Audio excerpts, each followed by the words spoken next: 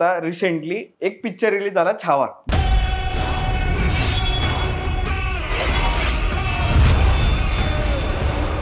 ज्याच्यामध्ये तुझं मोठं काम होतं जे म्हणजे सल्लागार मध्ये तू होता. ते एकंदरीत कसा एक्सपिरियन्स होता? संभाजी महाराज घोड्यावरती एवढे तास चालवायचे, त्यांच्याकडे 65 किलोची तलवार वगैरे होती आणि ते एवढ्या भाकरी खायचे वगैरे वगैरे असे भरपूर व्हिडिओ व्हायरल झाले असतील, तू पण पाहिले असतील. तर खरंच असं काय होतं? आता त्या कुत्र्यांचं इतकं प्रेम वाढले, पण खरं माणसाचा मित्र मला तर वाडा वाटतो बरं, की ज्याने इतकं लका सगळं इतिहास बघितला, त्यानं तुमच्यासाठी लढाया केल्या, तुमच्यासाठी मार खाल्ला, तुमच्यासाठी त्यानं मरण पत्करलं. बरं ते लढायांमध्ये घोडी पण मरत असणारच आहे, त्यांना पण वार त्यांच्यावर होत असणार आहे. माणसांना वाचवलं, सगळं केलं एवढं त्या घोड्यानं. त्या घोड्याचा आज आहे का कौतुक? हा विचारच कधी कोणी केला? संभाजी महाराजांच्या ह्याच्यात मी कुठेतरी आता एक फोटो पाहिला होता की संभाजी महाराज बंदूक चालवत होते. तर ते होतं त्यावेळेस बंदुका त्या काळात होत्या, मग ते आपल्याकडनं होत्या. तुळजाभवानीची जी आख्यायिका सांगितली जाते की महाराजांना स्वतः ती भवानी तलवार देवीने दिली. तर काय इतिहास आहे नक्की? ते जेव्हा ते मायथॉलॉजिकल गोष्ट आहे का तसं काही घडलं होतं? नाही, शस्त्र म्हणलं की मग तिथं आता हत्तींचा पण कुठेतरी उल्लेख येतो किंवा आता इथं सिंहाचा दाखवला आपण त्या ह्याच्यात. पण मग आपण असा हत्ती वगैरे पण वापरले होते का युद्ध, की आग्र्यावरून तशी सुटका नव्हती झाली, की आता ते पेटाऱ्यातून नव्हती झाली तर त्यांनी लाच दिली? तर ह्याच्यावरती तो अभ्यास करताना काय आढळलं? आता लाच देणं वगैरे हा जो प्रकार आहे ना, हा मग तुला तेच आता म्हणलं की ते सगळं आत्ताच्या गोष्टी. त्यावेळी तिथं त्यांनी काही लोकांना पैसे वगैरे दिलेले. ही कट्यार जी आहे दादा शस्त्र, ते आता आपण लग्नात वगैरे वापरतो. जे आत्ता कुठलं शस्त्र जे प्रामुख्याने आत्ताच्या काळात वापरलं जात असेल तर ते लग्नामध्ये कट्यार दिसले. पण मी करत त्याचा लय विचार केला होता की हे का वापरतो आपण. शिवाजी महाराजांचा एक व्हिडिओ त्याचा आला होता, तर त्यानं paper article as a reference दिला होता. म्हणजे इंडियन एक्सप्रेसला वगैरे जे पेपर आर्टिकल आलेत, तर पेपर आर्टिकल मध्ये काय लिहिले तर तो त्यांना ऐतिहासिक पुरावा म्हणून दिलाय. बरं, त्याचा एक मोठा फॉलोवर किंवा सबस्क्रायबर वर्ग असल्यामुळे त्यांना ते खरं वाटलं. पण वर्तमानपत्रात दिलेली गोष्ट काही रेफरन्स नसती. नाही, छत्रपती शिवाजी महाराजांचं मंदिर ठेवल्यानंतर तुला असा उभा दिसेल, असं उभा ठेवल्यासारखा नाही का, त्या असं कोनिकल शेप दिसेल त्याचा. आणि छत्रपती संभाजी महाराजांचा जो मंदिर आहे तो असं जरा मागं पडलाय. पण तो कसा बांधायचा ह्याच्यावरती अजून तसं काम नाही झालेलं. म्हणजे कसा बांधला तर तो तसा दिसेल, आणि तो बांधल्यानंतर आपल्याला तसा कॅरी करता येईल का, किंवा जे चित्रपटातले कलाकार ते वापरणार आहेत तर त्यांना तो आता घोड्यावरून जायचंय तर तो राहील का किंवा काय, त्याच्यावर अजून बरंच संशोधन होणं गरजेचं आहे. गदेसारखंच एक मराठ्यांचं वेगळं शस्त्र होतं ज्याला गुरुजा असं म्हणलं जातं. महाराजांचा पण एक गुरुजा होता बरं का, त्या गुरुजाचं शंभू प्रसाद नाव होतं. पहिल्यांदा ऐकतो की महाराजांकडे गदा टाईप एक शस्त्र होतं. ते बेसिकली तारा राणींसारखी स्त्री छत्रपती घराण्यातील जबरदस्त करत होतो बाईचं. त्या तर स्त्रियांनी खरं त्या तारा राणींचा आदर्श घ्या की बाबा कशी एक स्त्री असली पाहिजे. मग औरंगजेबाला असं वाटायचं की शंभूराजांना पकडला, आता मराठी संपली. बरोबर, राजाराम महाराजांचं निधन झालं, आता मराठी संपली. पण हे एवढं सगळं झालेलं असताना पण त्या तारा राणींनी सगळं सांभाळलं. सगळ्या गोष्टी मराठ्यांच्या त्यांनी ते युद्धनीतीतनं चालू ठेवल्या, स्वतः लढाया त्यांनी केल्या. एवढं राजकारण महाराष्ट्राचं किंवा ह्या मराठ्यांचं जे राजकारण आहे हे सगळं राजकारण त्यांनी सांभाळलं. छत्रपतीची म्हणजे ती छत्रपतींची जी गादी ती रिकामी होऊन दिली नाही. नमस्कार आणि नमस्कार मंडळी, मी तुमचा लाडका मित्र श्रीराज आणि तुम्ही पाहताय महाराष्ट्राचा लाडका चॅनल दॅट ऑड इंजिनियरला. म्हणजेच मला मंडळी, आजचा पॉडकास्ट ना खतरनाक हिस्टॉरिकल होणार आहे. आज आपल्याकडे आलाय चंद्रहास दादा, जो आत्ताच पिक्चर रिलीज झाला एक छावा, ज्याला महाराष्ट्रानेच नाही तर भारताने नाही तर जगाने डोक्यावर घेतलं. त्या पिक्चरचं ज्यांनी हिस्टोरियन म्हणून काम पाहिलं होतं तो आपला चंद्रहास दादा, तो आज आपल्याकडे आलेला आहे. मंडळी, पॉडकास्ट ना खतरनाक इंटरेस्टिंग होणार आहे. शिवाजी महाराज कुठले शस्त्र वापरायचे, संभाजी महाराजांनी कुठली शस्त्र वापरली, ते लढाई कशी करायची, ह्याच्या बाबतीतलं खतरनाक असं डिटेल इन्फॉर्मेशन त्यांनी दिलेली आहे. आणि खूप मिथ पण त्यांनी बस्ट केलेले आहेत की जसं सगळे मावळे 65 वगैरे किलोची तलवार वापरायचे वगैरे, अशा भरपूर काहीतरी मिथ्स होत्या. खूप इन्फ्लुएन्सर काही चुकीची इन्फॉर्मेशन पसरवतात, त्याच्यावरती पण तो बोललाय. त्याच्यामुळे तुम्ही हा पॉडकास्ट शेवटपर्यंत पहा. आणि ह्याचा दुसरा पार्ट पण येणार आहे जो रामायण आणि महाभारतावरती असणार आहे. त्याच्यामुळे म्हणजे खतरनाक पॉडकास्ट होणार आहे. जास्त काही घाई करू नका, पूर्ण शेवटपर्यंत पहा. आणि एक सांगायचं राहिलं, दादा पुणे विद्यापीठातून PhD पण करतोय प्राचीन शस्त्रांवरती. चंद्रहास या नावाने तो सोशल मीडियावरती प्राचीन घटनेंवरती आणि शस्त्रांवरती काव्यरचना पण करतो. त्याच्यामुळे दादा खतरनाक फेमस आहे. हा पॉडकास्ट नक्की पहा. चला, आणि कुठेही पाहिला नाही मिळणार, लावा रे सेटअप.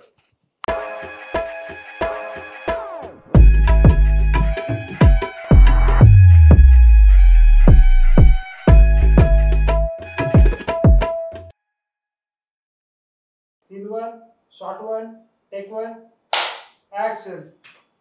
दादा कसं वाटतंय तुला? मस्त वाटतंय. असं फक्त मस्त वाटतंय का? असं काय हे नाही? नाही वाटतंय बरंच काय काय, पण आता ते हळूहळू तुला मी सांगितले, माझ्या बोलण्यातून तुला कळेल की मला कसं वाटतंय, नाही का? पहिलाच पॉडकास्ट ना असं? पहिलाच असं म्हणजे podcast. एक केलेलं आहे तो आधी, पण तिथं तुम्ही दोघं तिघं होते, हो, हो, तर जरा हो. राऊंड टेबल सारखं होतं. बरोबर. असं नर्वस वगैरे आहे का तू? नाही बाबा, काय नर्वस काय व्हायचंय त्याला, आता काय अभ्यासाला आलोय का आपण? थोडक्यात अशा चर्चा होणार आहेत. मग आता खूप दिवसानंतर आहे ना, म्हणजे लई दिवस चाललं होतं माझं की हिस्ट्रीवरती पॉडकास्ट वगैरे करायचा, आणि मी खूप शोधत होतो की काय वेगळं करता येईल. आणि मग मला तुझं नाव आलं. मी तुझ्या भरपूर, म्हणजे तुला पण माहित नसेल की तुझे जे कविता लिहायचं आणि खाली एखादी तलवारीचं वगैरे फोटो, मी खूप वेळा स्टेटसला ठेवले ते, आणि ते लय अपिलिंग वाटायचं मला की काहीतरी वेगळे आहे. आणि मग मला तुझ्याबद्दल कळालं, मग म्हटलं आता करायचंच. मग फायनली तू आज इथं आलायस, लय भारी वाटतंय खरं तर. तू जरा तुझ्याबद्दल सांग ना जरा, म्हणजे मी ओळख करून देण्यापेक्षा आधी तू जरा तुझ्याबद्दल सांग ना लोकांना. आता बघ, तू मला इथं बोलवलंस, ही संधी दिली त्याबद्दल तुझे आभार. आणि जरा थोडी फॉर्मॅलिटी असावी नाही का सुरुवातीला, नंतर ती राहत नाही. आणि मला लोक माझ्या कामावरूनच ओळखतात, तर मी शास्त्रांवरती मुख्यत्वे सुरुवातीला लिखाण करायला सुरुवात केली होती, काव्यात्मक स्वरूपामध्ये. आणि मग ते चंद्रहास या नावानं मी लिखाण करायचो. माझं मूळ नाव मृण्मय अरबुने असे, आणि मृण्मय अरबुने नावाचा माणूस कसं शास्त्रांवर लिहिल म्हणून मी नाव बदललं थोडक्यात, नाही का? त्या नावाचा मलाच जरा हे झाला नाही का, की बाबा ते शस्त्र लिखाणाला आपण नाही नाव लावून उपयोग असं म्हणून मग चंद्रहास या नावानं पहिल्यांदा शास्त्रांवर लिहायला सुरुवात केलं. आणि तिथून मग हळूहळू मग ऐतिहासिक घटना, त्यानंतर ऐतिहासिक व्यक्तिरेखा, अशा स्वरूपाचं लिखाण ऐतिहासिक पद्धतीनं पण काव्यात्मक स्वरूपात, मग थोडंसं काय म्हणू आपण त्याला, ललित साहित्य प्रकारानुसार पण सोशल मीडियाच्या फॉर्मॅटमध्ये अशा पद्धतीने चालू केलं. आणि मग लॉकडाऊन मध्ये ह्याची खरं सुरुवात झाली. सुरुवातीला मी इतिहासाचाच विद्यार्थी आहे, इतिहासाचंच शिक्षण घेत होतो. आणि लॉकडाऊन मध्ये कोरोना काळात मलाच कोविड झाला, कोरोनाची बाधा मला झाली. आणि त्यानंतर मग मी इथं पुण्यातच ऍडमिट होतो. आता पुण्यात ऍडमिट असताना तिथं आता काय नाही का, म्हणजे असं वर हॉस्पिटलच्या खाली बेड, आणि कधी पालखी होईल काय सांगता न येण्यासारखी परिस्थिती होती. मग काय करायचं बसून तिथं, तर मग मी पहिल्यांदा एक शास्त्रांवरती एकच वाक्य असं लिहिलं होतं, आणि मग त्याची पोस्ट बनवली आणि ती टाकून दिली. तर ती पहिलीच पोस्ट चांगली व्हायरल गेली बरं का. म्हणजे माझे त्यावेळी 3 आकडी फॉलोअर होते, 3 आकडी फॉलोअर मध्ये त्याला 4 आकडी लाईक मिळाली. म्हणलं हे काहीतरी वेगळं आहे, किंवा ह्यात आपण काहीतरी ह्यात अजून करू शकतो. कारण त्याआधी ना मी शस्त्रांच्या डायग्राम काढून टाकायचो, आणि त्या डायग्रामच्या खाली त्या शस्त्राचा असं निबंध लिहायचो की काय हे शस्त्र आहे, कसं आहे, काय आहे, नाही का. पण काय झाले बघ, आता ह्या सगळ्या सोशल मीडियाच्या जगात, किंवा ह्या सगळ्या पोस्टच्या, फेसबुकच्या, इंस्टाग्रामच्या जगात, किंवा रीलच्या जगात जास्त वाचन करणं लोकांनी बंद केले. व्हॉट्सअपवरती पण मोठा मेसेज आला की काय वरचं वाचायचं, काय लिहिले नक्की आपल्या कामाचं, इतर पुढचं वाचायचं नाही तर नाहीच. बरोबर. मग त्यामुळे त्याला काही जास्त प्रतिसाद मिळाला नाही. परंतु ह्या काव्यमय स्वरूपात म्हण, किंवा थोडं डिझाईन करून टाकलेल्या पोस्टमुळे म्हण, त्याच्याकडं बघण्याचा दृष्टिकोन लोकांचा चेंज झाला, ते लोकांना आवडायला लागला. आणि मग त्याच्या डिस्क्रिप्शन मध्ये मी त्याची माहिती लिहायचो, मग ती माहिती पण पोचायला लागली. तर म्हणलं आपला जेव्हा मूळ मुद्दा आहे त्याला हे कव्हर टाकून आपण ते आता पुढे पास करूया, अशा हेतून मग मी कंटिन्यू लिखाण करायला सुरुवात केली. मग कंटिन्यू लिखाण करायला सुरुवात केली, मग एक शस्त्र बदलत गेलो, की बाबा एकदा धोप, एकदा पट्टा, एकदा कट्यार, एकदा खंजीर. मग हे जे वेगळे वेगळे प्रकार आहेत शस्त्रांचे, किंवा काय अशा सगळ्या ज्या वेगळ्या वेगळ्या गोष्टी आहेत की आपल्याला बघ, म्हणजे सामान्य लोकांना, किंवा ज्यांचा एवढा शस्त्रांचा अभ्यास नाही किंवा इतिहासाचा अभ्यास नाही, त्यांना फक्त तलवार कळते. एक छोट्या शस्त्रातली कट्यार आणि खंजीर बघितल्यानंतर त्यांना काय नाव द्यावं ह्याचा पण थोडासा त्यांना प्रॉब्लेम असतो, की नक्की कट्यार कशाला म्हणायचं, नक्की खंजीर कशाला म्हणायचं, बिचवा कशाला म्हणायचं, ह्या गोष्टींचा पण एक छोटासा प्रॉब्लेम आहे. मग तो आपल्याला कसा सॉल्व्ह करता येईल, वेगळी वेगळी शस्त्र कशी लोकांपर्यंत पोहोचवता येतील, कशा पद्धतीने आपण त्यांचा प्रचार करू शकतो, ह्या दृष्टिकोनातनं मग ते काम चालू झालं. आणि मग ते काय पुढं वाढतच गेलं, लोकांनी त्याला चांगला प्रतिसाद दिला, आणि चालू आहे अजून पण ती चालूच आहे. नाही, भारी वाटलं, कारण की सगळ्यात पहिल्यांदा मी जेव्हा तुझं नाव ऐकलं किंवा मी वाचलं चंद्रहास, मला लय कुतूहल होतं. मग नंतर लक्षात आलं की शंकराने जी तलवार रावणाला भेट म्हणून दिली होती, त्या तलवारीचं नाव चंद्रहास होतं, बरोबर ना? म्हणजे बरोबर, हे नावच इंटरेस्टिंग होतं. तुला कसं सुचलं की आपण हे ठेवू बाबा असं? आता शस्त्रांचा अभ्यास करत होतो, त्यामुळे मग सगळ्याच प्रकारच्या शस्त्रांचा अभ्यास केलाय किंवा करतोय अजून, किंवा प्राचीन असतील, पौराणिक असतील, मग धार्मिक ग्रंथांमधले असतील, किंवा आता मग हा जो मध्ययुगीन कालखंड आहे की ज्यामध्ये मराठ्यांचा इतिहास पण येतो, मग ह्या कालखंडातली सगळी शस्त्र असतील किंवा आधुनिक पण असतील जी इंग्रजांच्या वगैरे काळात आली, बरोबर.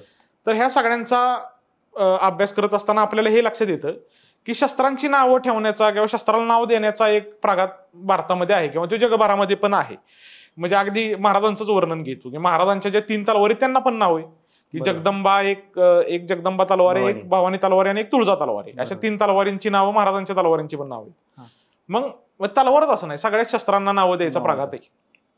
तर मग काहीतरी असं नाव आपण जर शस्त्रांवर लिखाण करतोय तर शस्त्राच्याच अनुषंगानं नाव दिलं पाहिजे असं माझ्या डोक्यात होतं. ती तलवार तुला लय आवडली होती का? म्हणजे अं, तिचं काय वैशिष्ट्य होतं का? हो, मला ते नावच खरं जास्त आवडलं होतं, कारण म्हणजे ह्या सगळ्या देवी देवतांची जी शस्त्र आहेत ना ह्यांची पण नावं बरीच आहेत. म्हणजे धनुष्यांना नाव आहे, तलवारींना नाव आहे. तर ह्या तलवार ह्या सेक्शनमध्ये म्हणजे माझ्या काळजाला भिडणारा किंवा मला जवळ वाटणारं शस्त्र मला तलवार वाटतं. मग तलवारीचंच नाव असावं असं एक माझं म्हणणं होतं किंवा माझा तो विचार होता. तर मग असी नावाची एक तलवार आपल्याला पाहायला मिळते, नंदक नावाची एक तलवार पाहायला मिळते, त्यानंतर गिरीश नावाची एक तलवार पाहायला मिळते, मग आणि चंद्रहास पण. मग कालखड्ग नाव आहे एका तलवारीचं, अशी बरीच नावं आहेत. म्हणजे तलवारींची नावं तू जुनी काढायला गेलास तर बरीच आहेत. पण चंद्रहास हे नाव मला असं पाहुलं, म्हणजे बघता क्षणी आपण म्हणतो ना आवडलं, त्याचं मी तुला असा रेफरन्स पॉईंट देऊ शकणार नाही किंवा काच आलं. आवडलं नाही का. आता रिसेंटली एक पिक्चर रिलीज झाला छावा, ज्याच्यामध्ये तुझं मोठं काम होतं जे म्हणजे सल्लागार मध्ये तू होता. ते एकंदरीत कसा एक्सपिरियन्स होता? पहिलं तर बघ तुला सांगतो, काम ज्यावेळी आलं, ज्यावेळेला लक्ष्मण उतेकर स्वतः भेटायला आले होते, मला तर काय म्हणजे सुरुवातीला विश्वासच बटत नव्हता की बाबा हे काय आपल्याला काम भेटलंय किंवा काय माझं काय त्यावेळी जास्त वय पण नव्हतं आणि म्हटलं आपल्याला कसं भेटलं नाही का. आतापर्यंत जेवढे ऐतिहासिक चित्रपट झाले होते सगळे मोठी मोठी नावं त्याच्या टायटल बरोबर असायची, म्हणजे इतिहासकारांची. तर म्हटलं आपल्याला कसं काय भेटलं, काय झालं. म्हणजे ऍक्च्युअल काम सुरू होईपर्यंत काही विश्वास नव्हता. बरं, त्यात माझ्या बरोबर सत्यजित वैद्य पण होते. बरोबर. आम्ही दोघांनी ते काम केलं. आता सत्यजित दादा म्हणजे रुद्र आर्ट्स ना? हा, रुद्र आर्ट्सचे सर्वा सत्यजित वैद्य. तर ते आणि आम्ही या दोघ जण सुरुवातीला त्यात फक्त शस्त्रांसाठी आम्हाला त्यांनी घेतलं होतं की शस्त्रांबद्दलची माहिती आणि शस्त्र पुरवणे ह्या 2 गोष्टींसाठी फक्त आमची पहिली निवड झाली होती. पण त्यानंतर काय झालं, हळूहळू मग सगळ्या गोष्टी आपल्या पण त्यांना कळायला लागल्या आणि मग त्यातून मग बाकीची पण सगळ्या इतिहासासंदर्भातचा सल्ला त्यांनी आमच्याकडूनच घेतला. जसा बघ तुला सांगतो, आता त्याची जी स्टोरी आहे, स्टोरीवर तर काय आपण त्यांचे काम केलं नाही, कारण त्यांची शिवाजी सावंतांनी जी छावा कादंबरी लिहिलेली त्या छावा कादंबरीवरती त्यांचा संपूर्ण चित्रपट त्या कादंबरीवर आधारित होता. त्याच कादंबरीवरून त्यांनी त्यांच्या चित्रपटाची कथा तयार करून घेतलेली. त्यामुळे त्या कादंबरीवर असल्यामुळे तर आमचा काही स्टोरीत भाग नव्हता. मला सुरुवातीला वाटत होतं की आपल्याला स्टोरीसाठीच काहीतरी काम भेटणार आहे नाही का, कारण आता मी लिखाण ह्या क्षेत्राशी निगडित असल्यामुळे मला वाटलं लिखाणाचंच काहीतरी काम असेल. पण लिखाणाचं तर काय आमच्याकडे काम नव्हतं. तर मग ऐतिहासिक चित्रपट तयार करताना ज्या ऐतिहासिक गोष्टी आहेत किंवा ज्या वस्तू आहेत, ज्या वास्तू आहेत, या उभ्या करण्यात मग आम्ही त्यावेळी सल्ले दिले किंवा त्यांचे रेफरन्सेस त्यांना पुरवले. आता त्या चित्रपटामध्ये वेगळे वेगळे डिपार्टमेंट असतात की बाबा सेटचं वेगळं असतं, तुमच्या आर्टचं वेगळं असतं, कॉस्ट्युमचं वेगळं असतं किंवा वेशभूषा त्यांचं वेगळं असतं. तर ह्या सगळ्या वेगळ्या वेगळ्या डिपार्टमेंटच्या लोकांना सगळे रेफरन्स पुरवणे, हे काम आम्ही त्यावेळी केलं. म्हणजे सुरुवातीला सगळ्या शस्त्रांचे रेफरन्स की जे मराठ्यांची मूळ शस्त्र आहेत, जे मराठ्यांनी वापरलेली आहेत, तर अशा पद्धतीच्या सगळ्या शस्त्रांचे रेफरन्स पाठवणे, त्यांच्या वापराबद्दल, त्यांच्या लांबी रुंदीबद्दल सगळी माहिती पाठवणे, त्यानंतर वेशभूषा कशी असावी, म्हणजे कपडे पोशाख कसे असावेत, मग त्या गोष्टी सगळ्या आम्ही पाठवल्या. किंवा कपडे ऍक्च्युअल कसे असतात, स्त्रियांच्या साड्या कशा असतात, किंवा जे मंदिल किंवा ज्याला जिरेटॉप आपण म्हणतो तो कसा आहे. तर ह्या सगळ्या गोष्टी, किंवा औरंगजेबाचा पेहराव कसा असावा, तो कसा दिसला पाहिजे, संभाजीराजे कसे दिसले पाहिजे, तर ह्या सगळ्या गोष्टींचा रेफरन्स आम्ही पाठवला. त्यानंतर मग सेट कसे असावेत, त्यात मराठा स्थापत्य शैलीचे कुठले इलेमेंट्स येणं गरजेचे आहे, कारण मराठ्यांची सत्ता आहे, मराठ्यांचा रायगड आहे, तर मग मराठ्यांच्या रायगडावरती मराठा स्थापत्य शैलीतल्या गोष्टी असणं गरजेचं आहे. मग त्या कशा आपल्याला दाखवता येतील, मग त्यात मराठ्यांची भित्तीचित्र तुम्हाला पाहायला मिळतील, त्यांच्या त्या वेगळ्या वेगळ्या आपल्या ज्या मराठा स्टाईलच्या कमानी असतात त्यात आपल्याला पाहायला मिळतील. मग ह्या सगळ्यांचे रेफरन्स पुरवणे. म्हणजे मी काय करायचो माहितीये का, मग आता समज कुठली गोष्ट पाठवायची तर त्याचा चित्र समकालीन असेल किंवा मी काढलेले काही फोटो असतील समज. कारण मराठा स्थापत्य शैलीतली बरीचशी मंदिरं म्हण वाडे आपल्याकडे अजूनही महाराष्ट्रामध्ये आहेत की मग त्यांची चित्र, त्यांचे फोटो किंवा जुने काही जे लघुचित्र प्रकार असतो मिनिएचर पेंटिंग की ज्या स्टाईलमध्ये मध्ययुगीन कालखंडात पेंटिंग व्हायची, तर ह्यांचे रेफरन्सेस पाठवणे. म्हणजे दादा आतापर्यंत महाराजांच्या पिक्चर मध्ये कुठंच असे पूर्ण कपडे पाहायला मिळालेले नव्हते. म्हणजे आधी जे पिक्चर आलेत आतापर्यंत ते गुडघ्यापर्यंतच असायचे आणि म्हणजे ते कपडे, आणि आता पूर्ण तळपायापर्यंत होते. मग हे सगळं तुम्ही पुरवलं गेलं होतं थोडक्यात. आता कसं माहिती का, आता बघ कुठल्या सिच्युएशनला कपड्यांचा वापर होतोय ह्या सिच्युएशन नुसार पण कपड्यांमध्ये चेंज आपल्याला करावा लागतो. आज पण आपण बाबा समज तू आता आता आपण तर काही युद्धावर जात नाही, पण समज आता तू फिरायला गेला, आता तू एखाद्या लग्नाला गेला, एकदम सगळं व्यवस्थित टापटीप तू जाणार नाही का शेरवानी वगैरे घालून असं सगळं. आता तू समज एखाद्या किल्ल्यावर ट्रेकिंगला गेला, तर मग तुला ट्रेक करताना कुठले कपडे सुटेबल आहेत, तुला वापरताना कशा पद्धतीनं असावेत तुझे बाबा, ज्यात तुला कम्फर्टेबल वाटेल अशी कपडे तू घालून जाणार. बरोबर. तू बाबा आता समज कुठं बीचवर वगैरे गेला, तर मग त्या दृष्टिकोनातनं तिथलं हवामान बघून, कारण बीचवरती समुद्र किनाऱ्यावरती दमट वातावरण असतं बरोबर, गरम होतं, मग तिथल्यानुसार तू कपडे चेंज करणार. मग अशा पद्धतीनं त्यावेळी पण वेगळ्या वेगळ्या पद्धतीने कपडे चेंज केले जायचे. आता समज तू मोहिमेवर गेलाय किंवा चिखलाचा प्रदेश आहे किंवा बाबा युद्धावरती गेलेला आहे, तर मग कपडे किंवा धोतर किंवा ते जो पायजमा आहे तो भरू नये किंवा भिजू नये यासाठी वर ओढणं नाही का. आता समज दरबारी कार्यक्रम आहे, आता राज्याभिषेकाचा त्यामध्ये सीन, तर राज्याभिषेकाला आपण चाललोय तर बाबा व्यवस्थित कपडे सगळं दागिने घालून एकदम, म्हणजे एक प्रकारचा तो समारंभच आहे. बरोबर. मग तशा पद्धतीचा बाबा त्यात जायचंय तर तुला असं काय म्हणतो आपण त्याला भरजरी पाहिजे तू नाही का. म्हणजे समारंभाला जात असताना आपण कसं एकदम नटून थटून जातो, मग त्या पद्धतीनं तिथं तसा पेहराव, युद्धाला चाललाय तिथं तसा पेहराव किंवा आपलं जस्ट मिटिंग चालू आहे प्रॉपर दिसत होतं. आता मला त्यात त्यांना एक अजून एक पाहायला मिळालं की भरपूर जणांना रिलेट पण होईल की प्रिन्स ऑफ पर्शिया नावाची गेम होती, पिक्चर पण आला त्याच्यावरती, तर त्याच्यामध्ये काही शस्त्र जी वापरलेली होती, त्याचं मला नाव नाही माहिती, पण असं जे आपल्या हरिण किंवा जे काळविटांच्या वरती जे शिंग असतात त्याचे ते शस्त्र होतं. ते मला कुठेतरी ते जंगलातलं सीन आहे तिथं ते मारतात, ते जालन्याचं वगैरे तिथं ते पाहिलं मी. आता बघा त्याला माडू असं नाव आहे, माडू. हा, मग ते काळविटाची शिंगाच असतं. आता त्या काळात बघा तो जो कालखंड आहे त्या काळामध्ये शिकारी व्हायच्या किंवा हे काळविट वगैरे पाळल्याचे पण पुरावे आहेत किंवा त्याच्या चित्रांमध्ये आपल्याला काळविट पाळलंय अशी पण काही चित्र पाहायला मिळतात. किंवा जंगलाचा किंवा मानवाचा त्यावेळी जरा संबंध होता, त्यामुळे त्या प्राण्यांचे शिंग वापरणं किंवा त्यांची स्किन वापरणं ह्या गोष्टी त्यावेळी नॉर्मल होत्या. मग काळविटाची जी शिंग आहे, तू जर ती शिंग बघितलीस किंवा आज जर माडू पाहिलास तर तो थोडा जाड असतो नाही का, म्हणजे शिंगाला जाडी असते, त्यात ते सरळ असतं आणि त्याला असं एक स्पायरल शेप असतो. मग त्यामुळे त्यानं आघात करणं सोपं आहे, त्याच्यावरती वार झेलणं पण सोपं आहे, कारण त्याच्यावर वार झेलल्यानंतर ते लगेच तुटणाऱ्यातलं शिंग नाही जाड असल्यामुळं.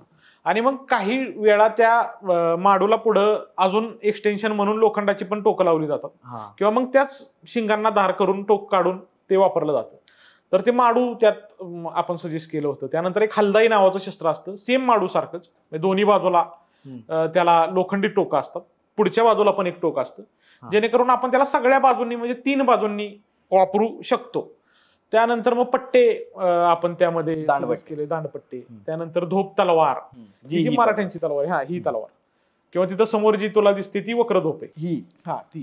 तर ह्या वक्र माहितीचं पातबेंड आहे ना, ही सरळ दिसतंय का. तर अशा पद्धतीच्या ज्या मराठ्यांच्या सगळ्या शस्त्रांच्या पद्धती आहेत किंवा परंपरा आहेत, या मराठ्यांच्या शस्त्र परंपरेतून आलेली सगळी शस्त्र त्यांचं सजेशन आपण त्यामुळे दिलं. चिलखत म्हण किंवा तो सगळा जो युद्धाचा पेहराव असतो तो कशा पद्धतीने असावा, त्यावरती कशा प्रकारचे आघात होणं गरजेचं आहे किंवा काय कशा गोष्टी करणं गरजेचं आहे. आता आमचे एक भार्गव शेलार नावाचे मित्र मुंबईचे आहेत, ठाण्याचे, तर ते त्यांना आम्ही तिथं सजेस्ट केलं होतं की युद्धकला शिकवण्यासाठी त्यांना घ्या. तर त्यांनी ह्या सगळ्या कास्टिंगला हे शिकवलं होतं, युद्धकला, मराठा युद्धकला कशी असते, प्रॉपर ट्रेनिंग त्यांचं झालं होतं. म्हणजे जे लढाई दिसतात ते प्रॉपर आपण जसं गेलो होतं तसं होतं मराठ्यात त्यावेळेस लढाई. बरोबर. मग तशा पद्धतीने ते दाखवण्याचा प्रयत्न म्हण किंवा शस्त्रांचा वापर. गुर्ज नावाचं एक शस्त्र असतं गदेसारखं, आता आपल्याला त्यात गदा पण दिसते, पण गदेसारखंच एक मराठ्यांचं वेगळं शस्त्र होतं ज्याला गुर्ज असं म्हणलं जातं.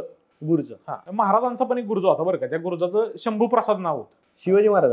शिवाजी महाराजांचं. म्हणजे आता बघा, आता मग ह्याला पण नाव द्यायची पद्धत आहे, गुरुजाला पण नाव द्यायची पद्धत. पहिल्यांदा ऐकतो की महाराजांकडे गदा टाईप शस्त्र होतं. तर ते जर बघितलं ना तर रवी सारखं दिसतं, जे ताक घुसळायचं रवी असतं ना त्यासारखाच त्याचा आकार असतो. आणि त्याला खाली मूठ असते धरायला. हा. आणि मग त्या गुरुजाचा पण त्यामध्ये वापर दाखवलाय. ते बेसिकली चिलखत, हेल्मेट जे असतं शिरस्त्राण, त्यानंतर अंगातलं जे चिलखत आहे ते फोडण्यासाठी त्याचा वापर केला जायचा. आणि त्याचा आघात तलवारीपेक्षा जरा स्ट्रॉंग व्हायचा, नाही का, हातोड्यासारखा हॅमरिंग व्हायचं त्याचं. मग त्या एक शस्त्राचा आपण त्यात वापर दाखवायचा प्रयत्न केलेला आहे. किंवा मग ह्यांच्या सगळ्या पोशाखांचं तुला सांगितलं मी, किंवा मग ह्यांचे लुक कसे असावे. त्या पोषकांना नावं काय होती का तशी? हा, आता तो अंगरखा नाही का, पायजामा, मग त्याला मांड चोळणा वगैरे अशी नाव आहेत. मग यांचे सगळे रेफरन्स आता तू जर पाहिलंस ना, म्हणजे बऱ्यापैकी नाटकांमध्ये किंवा हे जे ड्रेपरी आपण बघतो महाराजांची किंवा मावळ्यांची जी दिसते, तर ती गुडघ्यापर्यंतच दिसते. बरोबर. अंगरखा गुडघ्यापर्यंत येऊन संपतो. पण जर ओरिजिनल पेंटिंग पाहिल्यास किंवा काही म्युझियम्स मध्ये ओरिजिनल त्यावेळचे ड्रेस पण आहेत. साताराच्या म्युझियमला ते ड्रेस आहेत. मुंबईला छत्रपती शिवाजी महाराज वस्तू संग्रहालय जे मुंबईचे CSMVS असं त्याला म्हणलं जातं, गेटवे ऑफ इंडियाच्या जवळच आहे. तिथं जुनी त्या काळातली सगळी वस्त्र लावलेली आहेत. किंवा केळकर म्युझियम पुण्यातल्या केळकर म्युझियमला तर सुंदर साड्यांचे उदाहरणं आहेत चांगली. त्यानंतर अंगरखे आहेत किंवा इतर बाकीच्या वस्त्रांची सगळी आपल्याला तिथं नमुने पाहायला मिळतात. तर हे जी वस्त्र आहेत ना, तर ही गुडघ्याच्या खाली जातात. पूर्ण असा त्याचा गाऊन सारखा, आज म्हणू आपण तर गाऊन सारखा त्याचा थोडक्यात आकार तयार होतो. आणि खाली मग पाय थोडेसेच दिसतात, पाय जास्त दिसत नाहीत. मग ती लेंथ मॅच करणं म्हण, किंवा मग त्या सगळ्या सजेशन्स की ज्या बारीक बारीक आहेत, की ज्या बाबा डिटेलिंग ओरिएंटेड ज्याला म्हणू आपण, ते तशा पद्धतीचं काम होतं म्हणजे माझं हिस्टोरियन म्हणून त्यात. आणि ते खरंच खूप म्हणजे ते दिसून पण आलं आणि ते वेगळेपणा जाणवला की सगळं दिसतंय आणि आपलं असं वाटतंय ते प्रॉपर. आता बघ, अजून एक तू बघितलंस ना, तर संभाजी महाराजांना ज्यावेळी त्यांच्या डोक्यावरती मंदिर नाहीये छत्रपती संभाजी महाराजांच्या, तर त्यावेळी त्यांचे केस असे आपल्याला लांब दिसतात. पण ज्यावेळी ते मंदिर चढवतात डोक्यावरती, तर त्यांचे केस मागणं दिसत नाहीत. बरोबर. तर त्या आपण जर मिनिएचर पेंटिंग पाहिले, म्हणजे जे त्या कालखंडात काढलेली चित्र आहेत संभाजी महाराजांची किंवा छत्रपती शिवाजी महाराजांची, तर त्यामध्ये आपल्याला मागून केस दिसत नाहीत. बरं का, कुठल्याही चित्रामध्ये मागचे केस आपल्याला अजिबात दिसत नाहीत. मग ती गोष्ट एक तिथं दाखवण्याचा तो एक प्रयत्न केला की बाबा जे ओरिजिनल पेंटिंग मध्ये आपल्याला पाहायला मिळतं तशा पद्धतीनंच त्या चित्रपटात पण दाखवावं की बाबा केस तर आहेत, पण ते ज्यावेळी आपण मंदिर डोक्यावरती ठेवतो त्यावेळी ते केस सगळे वरती घेऊन मागे दिसणार नाहीत अशा पद्धतीनं मंदिर डोक्यावरती ठेवणे. बरोबर. आणि परत त्या दोन, आता त्यात संभाजी महाराजांचा पण जिरेटोप पाहायला मिळतो, शिवाजी महाराज आणि शिवाजी महाराजांचा पण पाहायला मिळतो. जिरेटोप म्हणजे थोडक्यात ताज होता तो. हा, आता कसं आहे बघ, आता तो जो जिरेटोप आपण बघतो त्याला तर मंदिर असं म्हणलं जातं. तर मंदिर बांधावा लागतो बरं का. जर मिनिएचर पेंटिंग ओरिजिनल पाहिले तर त्यामध्ये तो बांधलेला दिसतो आपल्याला. प्रॉपर डोक्यावरती तो फेटा कसा आपण बांधतो तर तशा पद्धतीने बांधलेला दिसतो. पण तो कसा बांधायचा ह्याच्यावरती अजून तसं काम नाही झालेलं. म्हणजे कसा बांधला तर तो तसा दिसेल, नाही का. त्यामुळं आणि बऱ्यापैकी ही जी चित्रपटांची किंवा नाटकांची जी परंपरा आहे त्यामध्ये आपल्याला तो असा टोपच दिसतो, नाही का, बरोबर, पगडीसारखा वरून ठेवायचा. मग त्यामुळे तीच तशीच पद्धत पुढे रूढ झाली, कारण तो कसा बांधायचा ह्याच्यावरती अजून बरेच प्रश्नचिन्ह आहेत की तो कसा बांधला तर तसाच दिसेल बरोबर डोक्यावरती. आणि तो बांधल्यानंतर आपल्याला तसा कॅरी करता येईल का, किंवा जे चित्रपटातले कलाकार ते वापरणार आहेत तर त्यांना तो आता घोड्यावरून जायचंय तर तो राहील का किंवा काय, त्याच्यावर अजून बरंच संशोधन होणं गरजेचं आहे. आणि चालू आहे त्यावर, बरेच लोक त्यावर संशोधन करतायत पण. आणि हळूहळू आपल्याला तो पण काहीतरी सीन दिसेल बरं का. मला आशा आहे की मंदिर बांधताना की बांधून डोक्यावरती तो तयार केलेला आहे. तर छावा चित्रपटात तुला तो एक सीन किंवा त्यात तो पाहायला मिळेल की एका तबकामध्ये छत्रपती शिवाजी महाराजांचा मंदिर ठेवलेला आहे सिंहासनाच्या बाजूला. तर त्या मंदिरामध्ये आणि छत्रपती संभाजी महाराजांच्या मंदिरामध्ये तुला फरक पाहायला मिळेल. छत्रपती शिवाजी महाराजांचं मंदिर ठेवल्यानंतर तुला असा उभा दिसेल, असं उभा ठेवल्यासारखा, नाही का, त्या असं कोनिकल शेप दिसेल त्याचा. आणि छत्रपती संभाजी महाराजांचा जो मंदिर आहे तो असं जरा मागं पडलाय, असं थोडा त्याला मागच्या बाजूला असं शेप आहे. तर जे ओरिजिनल छत्रपती संभाजी महाराजांचं उभं चित्र आहे त्या चित्राचा रेफरन्स घेऊन तो मंदिर तयार केलेला आहे. आणि जे छत्रपती शिवाजी महाराजांचं मंदिर आहे तो त्यांच्या एकंदर सगळ्याच चित्रामध्ये सेम स्ट्रक्चरचा पाहायला मिळतो. मग त्यानुसार तो पण केलेला आहे. म्हणजे त्या दोन मंदिरांमध्ये किंवा त्या दोन जिरेटोपांमध्ये आपल्याला तो पण एक फरक जाणवतो. मग हे अशा पद्धतीचं जे काम आहे ना ते आम्ही केलं. ओके. की बाबा ह्या छोट्या छोट्या गोष्टी, काय डिटेलिंग आहे, कसं असावं, किंवा आता औरंगजेबाचा तो जो किमांश आहे त्याची पगडी, त्याला काय म्हणतात, किमांश, तर ती कशी असावी, किंवा सेटचं तुला मी सांगितलं सगळ्या गोष्टी. मग ह्या सगळ्या गोष्टी कशा कशा असाव्यात. आता शेवट जर बघितलास तू, म्हणजे जी संगमेश्वरची लढाई आहे, संगमेश्वरच्या वाड्याची, तर ज्यावेळी वाड्यातून शंभूराजे बाहेर पडतात, तर तिथे एक असा लाकडाचा वणका दिसतो आपल्याला. आता ते बऱ्याच लोकांना कळलं नाही नक्की काय ती, तर ते बैलगाडीचं पुढचं जू आहे, जे शेवटी घेतात साईडनी आणि ते जुकाट म्हणतो ना आपण त्याला. आता तुमच्या भागात त्याला जुकाट म्हणतात, आमच्याकडे त्याला जू म्हणतात किंवा जोट पण म्हणतात आमच्या भागात. मग ते जे जू आहे ना, की जे बैलाच्या ह्याच्यावर असतं म्हणजे मानेवरती, तर ते येते. फक्त ते थोडंसं तिथं मोठं झाली, बरोबर नाही का, त्यामुळे ते एवढं ओळखून येत नाही. त्याला त्याच्या जुपण्या असतात बैलाच्या गाड्यात टाकायच्या, तर त्या जुपण्या पण आहेत त्याला तशाच. बरोबर. मग ते जू वापरलेलं त्यात दाखवले. म्हणजे ते महाराष्ट्रातल्या एका वाड्यातला तो जू पण भाग आहे ना. बरोबर. त्यावेळेच्या ट्रान्सपोर्टच्या मर्सिडीजचा भाग आहे होतो, बरोबर नाही का, वाड्याच्या मालकाच्या. बरोबर. ते काय काय असं वाटलं की ते आपला उमरा असतो ना दरवाजाचा, किंवा चौकटीचा भाग आहे, चौकटीचा भाग ते जू आहे. मग अशा पद्धतीचे बारीक बारीक गोष्टी म्हण किंवा काय, ह्या सगळ्या गोष्टींचं शेवटच्या लढाईमध्ये दानपट्टा वापरला गेला होता, जेव्हा ते देऊन फेकतात, संताची फेकतात. आता तो दानपट्टा पण बघ, तू जर बघितलास ना, तर तो लपकत नाही, म्हणजे त्याचं पाता असं हलत नव्हतं ते असं. आता तुझ्या मागं पण ओरिजिनल जुना दानपट्टा आहे, तर त्याचं पात जर तू पाहिलंस तर ते अजिबात लपकत नाही. म्हणजे हे आपण बघतो की जे सळसळणारे दानपट्टे, म्हणजे जे मानायचे कमरेला पूर्ण तो रोल व्हायचा, मग ते काढलं जायचं. तर एक उरुमी नावाचं शस्त्र असतं, उरुमी. तर ते कलरीपट्टू नावाचं साऊथ इंडियामध्ये ते एक मर्दानी खेळाचं हे मर्दानी खेळाची ती एक शाखा आहे, टाईप आहे. तर त्या कलरीपट्टूमध्ये ती उरुमी वापरतात. तर ते उरुमीला एकदम फ्लेक्झिबिलिटी असते.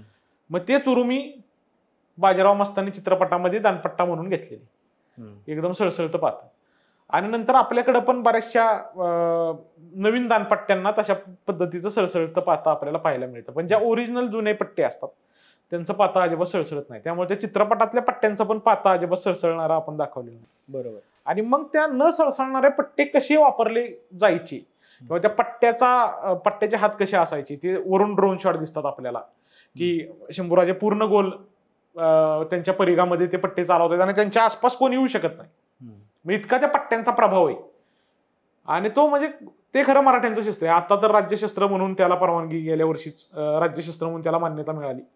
म्हणजे ते मराठ्यांचं शस्त्र ओरिजिनली कसं होतं, कारण अनेक चित्रपटांमधून, मालिकांमधून आणि ह्या नाटकांमधून आपण पाहतो ना, तर ते हळूहळू त्याची फ्लेक्झिबिलिटी वाढतच चालली, पण कमी नाही. बरोबर, नाही का. अगदी अलीकडच्या बऱ्याचशा चित्रपटांमध्ये तर ते पट्टे एकदम असे हातात धरले तर असे खालीच पडतात. बरोबर, नाही का. मग इतकी ते फ्लेक्झिबिलिटी त्याची हळूहळू वाढवतच चालली. पण ओरिजिनल पट्ट्यांमध्ये तशी ती फ्लेक्झिबिलिटी आपल्याला लवचिकता पाहायला मिळत नाही. ते थोडंसं सळसळतं, का तर ते तुटू नये म्हणून, थोडा शॉक त्या पात्यामध्ये ऍब्झॉर्ब व्हावा म्हणून ते तसं थोडंसं सळसळतं ठेवलेलं असतं. बाकी लोखंड त्याचं कठीणच असतं. मग महाराजांची जशी तलवारींची नावं माहिती आहेत आपल्याला, तशी संभाजी महाराजांची तलवारींची नावं माहिती आहेत? नाही, शंभूराजांच्या तलवारींची नावं किंवा त्यांच्या कुठल्या शस्त्रांचं नाव अवेलेबल नाही. आणि अजून एक तुला सांगतो, म्हणजे जो पट्टा आहे, तर छत्रपती शिवाजी महाराजांच्या पट्ट्याचं नाव पण आहे, ते यशवंत नावाचा पट्टा आहे. त्याचं पण नाव मिळतं, पट्ट्याला पण नाव ठेवलेलं आहे. म्हणजे महाराजांच्या जवळजवळ 5 शस्त्रांची नावं आपल्याकडे आहेत. छत्रपती शिवाजी महाराजांची जेवढी शस्त्र होती त्यांची काय नाव होती, म्हणजे एकदा परत रिकॉल करू आपण. आता बघ, त्यांच्या ज्या 3 तलवारी आहेत महत्वाच्या धोप प्रकारातल्या, तर त्यांचं नाव एकाचं भवानी, एकाचं जगदंबा आणि एकीचं तुळजा, अशा त्या 3 तलवारी देवींच्या नावावरती. बरोबर, कारण त्यांची तुळजाभवानी ही कुलदैवता असल्यामुळे त्या देवीच्या नावावरून त्यांनी तलवारींना नावं दिलेली. त्यानंतर त्यांचं कुलदैव शंभू महादेव, म्हणजे आपल्या शिखर शिंगणापूरचा महादेव त्यांचं कुलदैवत. मग त्या शंभू महादेवाचं नाव त्यांनी गुरुजाला दिले. बरोबर, म्हणजे गदेला शंभू प्रसाद नाव आहे त्याचं. शंभू प्रसाद म्हणजे शंकराचा प्रसाद थोडक्यात. बरोबर. आणि पट्ट्याचं नाव यशवंत आहे, की जो यश देईल, दानपट्टा, की जो यश देईल अशा प्रकारचा यशवंत पट्टा. आणि अशी ह्या एवढ्या शस्त्रांची महाराजांच्या नावं आपल्याला पाहायला मिळतात. त्याचबरोबर महाराजांच्या चित्रांमध्ये आपल्याला कट्यार पाहायला मिळते. त्यानंतर वाघनखच बरोबर फेमसच आहे, वाघनख आहे. आणि त्यानंतर काही ऐतिहासिक पुराव्यांमध्ये अफजल खान वधावेळी महाराजांनी बिछवा वापरलेल्याचे उल्लेख आहेत. बिछवा नावाचं एक शस्त्र असतं छोटं, की ते विंचवाच्या नांगीसारखं दिसतं, असं त्याचा आकार असतो. मग विंचवाच्या नांगीसारखा म्हणून त्याला बिछवा, बिच्छू या शब्दावरनं बिछवा. ते पोवाड्यात पण उल्लेख आहे ना, बिछवा पोटामध्ये ढकललेला. मग ते वाघनख होते का बिछवा, का ते एकच आहे? नाही, दोन्हीचा वापर दाखवला जातो. कारण बघ, वाघनख हे असं शस्त्र आहे की ज्यानं जास्त इजा होऊ शकत नाही. त्याने इजा होणार आहे, परंतु माणूस मरेल इतकी इजा होऊ शकत नाही, म्हणजे जर बरोबर. पोटावर मारलं तर. कारण त्याचे छोट्या छोट्या नख्या असतात, नक्की. वाघाच्या जेवढ्या नख्या असतात तेवढ्याच त्याच्या नख्या असतात. मग मोठा कट देण्यासाठी हा बिछवा किंवा कटारीचा वापर करणं गरजेचं आहे. मग दादा जे तुळजाभवानीची जी आख्यायिका सांगितली जाते की महाराजांना स्वतः ती भवानी तलवार देवीने दिली ती, तर काय इतिहास आहे नक्की ते? जेव्हा म्हणजे ते मायथोलॉजिकल गोष्ट आहे का तसं काही घडलं होतं? नाही, आता तसे घडलेल्याचे तर काही पुरावे अवेलेबल नाही. आता सभासद बकरीमध्ये तसा एक प्रसंग आहे की अफजल खान वधाच्या वेळी महाराजांना देवीनं प्रसन्न होऊन सांगितलं की मी तुझ्या तलवारीमध्ये अवतरते आणि तुला मग यश मिळेल, अशा पद्धतीचा एक एपिसोड आहे त्यामध्ये, एक असं तसं वाक्य. परंतु महाराजांच्या ह्या ज्या सगळ्या तलवारी त्यातली जी एक तलवार आहे ती सावंतांकडून कोकणातल्या त्यांना मिळालेल्याचे उल्लेख आहेत. त्यांनी ती सावंतांकडून घेतली आणि सावंतांना त्या बदल्यात 300 होन आणि मानाची वस्त्र अशी त्यांना दिली आणि त्यातून ती तलवार त्यांनी घेतलेली, भवानी तलवार. भवानी तलवार. आणि इतर तलवारींपैकी एक तलवार त्यांना शहाजी महाराजांनी जेजुरीच्या भेटीत दिली असं सांगितलं जातं. अशा ह्या 2 तलवारी त्यांना कशा मिळाल्या याबद्दलच्या स्टोऱ्या किंवा त्याबद्दलच्या कहाण्या आहेत. परंतु आता त्या कालखंडामध्ये शस्त्र हे महत्वाचं, म्हणजे जीवनातलंच महत्वाचं साधन आहे, किंवा आता शस्त्राशिवाय तर माणसाची ओळख नव्हतीच. त्यामुळे शस्त्र तर प्रत्येक माणसाकडे असणं गरजेचंच आहे त्या कालखंडात. बरोबर. तलवार म्हण किंवा कट्यार म्हण, बिछवे म्हण, मग ह्या अशा प्रकारची शस्त्र त्यावेळी लोकांकडे असायचीच. आणि मग महाराजांनी त्या फक्त सावंतांकडच्या तलवारीचं महत्व ओळखून किंवा ती तलवार जरा जास्त चांगली आहे, मग अशा पद्धतीचं तिचे सगळे गुणधर्म ओळखून मग ती त्यावेळी घेतली. मग 300 होन म्हणजे खूप मोठी अमाऊंट आहे बरं का त्या काळातली. 300 होन मोठी अमाऊंट आहे. 300 होन देऊन त्यांनी ती तलवार स्वतःच्या ताब्यात घेतली किंवा स्वतःच्या वापरासाठी त्यांनी सावंतांकडून घेतलेल्याचा उल्लेख आहे. म्हणजे ते काय असं महाराजांच्या स्वप्नात आलते वगैरे आणि त्यांनी सांगितलं आता बघा, ते तो एक काय म्हणू आपण त्याला, ती एक मान्यता पण असू शकते, किंवा बघा आता देवीचा आशीर्वाद तलवारीमध्ये आहे असा जर त्यांना समज स्वप्न जर पडलेलं असेल तर चांगलीच संकेत तर चांगलाच आहे ना, त्यातून होणार चांगलंच आहे. बरोबर. लोकांना पण ते ऐकल्यानंतर एक ऊर्जा मिळणार की बाबा जर देवी आपल्या पाठीशी तर आपण काही करू शकतो. बरोबर. मग अशा पद्धतीचं पण त्याच्या मागे पॉलिटिक्स असू शकतं की बाबा लोकांच्या एक काय म्हणजे दुश्मनांच्या नजरेत जर महाराजांकडे ही पॉवर आहे म्हणल्यावर ते जिंकणारच आहे. एक माइंडसेट तसा क्रिएट करण्यासाठी गनिमी कावाच म्हणता येईल त्याला. गनिमी कावाच ह्याला म्हणता येईल. दादा मग जे पुढं संभाजी महाराजांच्या ह्याच्यात मी कुठेतरी आता एक फोटो पाहिला होता की संभाजी महाराज बंदूक चालवत होते, तर ते होतं त्यावेळेस बंदुका त्या काळात होत्या. मग ते आपल्याकडनं होत्या, आपण जास्त त्यांचा वापर केलेल्याचे उल्लेख नाहीत. म्हणजे ह्या कालखंडात स्वराज्य निर्मितीचा जो कालखंड आहे छत्रपती शिवाजी महाराजांचा आणि शंभूराजांचा, या कालखंडात जास्त बंदुकांचा वापर आपण केलेला नाही. कारण आपली जी गनिमी काव्याची पद्धत आहे ना, तर ह्यामध्ये कसं म्हणजे वेगवान हालचाली होणं गरजेचं आहे. म्हणजे छापेमारी पद्धत त्याला म्हटलं जायचं. बंदूक त्या काळात वापरणं थोडं वेळ खाऊ आहे, कारण ती ठसणीची बंदूक असायची. बरोबर. तिला वात पेटवायला लागायची, वात त्याला, कारण तसं काय मेकॅनिझम नव्हतं, वात लावायला लागायची, त्यात दारू भरायची, दारू ठसायची, गोळी भरायची. आणि बंदुकांना जास्त रेंज पण नव्हती, म्हणजे किंवा आत्ता जसं असतं स्नायपिंग वगैरे करतात लोक, तशा पद्धतीचा बंदुकींचा वापर नव्हता. बंदुकीला जास्त रेंज नसायची, तिचा नेम धरलाय तर तिथंच जाऊन ती लागेल ह्याची गॅरंटी नसायची. एवढ्या प्रिसाईज बंदुका नसायच्या. म्हणजे महाराज कधी तोफा घेऊन गेलेत लढायला असं तरी आपण ऐकलंय का? कारण आपल्याकडे तोफा नव्हत्या का? हा, आपल्याकडे गडांवर तोफा होते. आपण तोफा घेऊन का जायचो नाही? कारण आपल्या त्याच युद्ध पद्धतीमध्ये तोफा नेणं आणणं ह्याच्यात परत वेळ जातोयच ना. बरोबर. सगळ्यांना कळत जाणार आपण चाललोय तोफ घेऊन म्हणल्यावर, म्हणून आपण कधी वापरले. हा, आपण गडांवर ठेवल्या तोफा, परंतु अशा आपल्यासोबत कधी कुठं घेऊन गेलो. कुठले होते तोफा आपल्याकडे? आता तोफांची तशी आहे ना, एक ओतीव तोफ असते, एक बांगडी नावाची तोफ असते. प्रकार आहेत हे तोफांचे. ओतीव म्हणजे एक संध लोखंड ओतून साच्यामध्ये तोफ तयार केली जायची, आणि बांगडी म्हणजे वेगळ्या वेगळ्या रिंग्स तयार केल्या जायच्या बांगडी सारख्या. आणि मग समजा मोठी तोफ आहे तर त्या रिंग घेऊन जायचं गडावरती, आणि परत मग फोर्ज वेल्ड नावाचा एक प्रकार असतो, म्हणजे फोर्ज वेल्ड प्रकारातून त्या मग बांगड्या जोडायच्या आणि मग एक तोफ तयार करायची. मग ती कॅरी करणं पण सोपं आहे. किंवा कुठेतरी नेऊन तिला इन्स्टॉल करायचं असेल तर ते पार्ट मध्ये येणार. आज कसं फर्निचर पार्ट मध्ये येतं, घरी आणून जोडतो आपण, त्या पद्धतीनं मग ती बांगडी तोफ असायची आणि एक ओतीव तोफ असायची. अशा 2 प्रकारच्या तोफा असायच्या म्हणजे मोठ्या तोफांमध्ये. आणि आपली ती एक मेंढा तोफ सापडती, ती ओतीव तोफ आहे. ओतीव तोफ. ती ओतीव तोफ आहे. ती ह्याच्यावरती देवगिरी किल्ल्यावरती. त्यानंतर तुला सांगतो, जर तुला बांगडी तोफेचं एक चांगलं उदाहरण पाहायचं असेल ना, तर जंजिरा किल्ल्यावरती कलाला बांगडी नावाची एक तोफ आहे. तर मोठ्या मोठ्या रिंग आहेत त्याच्या, आणि त्या मोठ्या मोठ्या रिंग जोडून जोडून आणि मोठीच चांगली तोप आहे. तर ती कलाल बांगडी नावाची एक तोप त्या बांगडी प्रकारातली तुला पाहायला मिळेल. त्यानंतर साताऱ्याच्या म्युझियम मध्ये एक तशीच तोप आहे बांगडी प्रकारातली. म्हणजे एक बांगडी आणि एक ओतीव अशा शेजारी शेजारीच 2 तोफा लावल्यात साताऱ्याच्या म्युझियम मध्ये. मग ते तिथं गेल्यावर ते दोन्ही तुला प्रकार पाहायला मिळतील. पण महाराजांनी त्या किल्ल्यांच्या संरक्षणासाठी जास्त त्याचा वापर करणं हे ठेवलं. कारण युद्धामध्ये ह्या गोष्टी वापरणं तसं वेळ खाऊ आहे आणि त्याचबरोबर त्यांचं ने-आण करणं ह्या पण सगळ्या गोष्टी पॉसिबल नाही.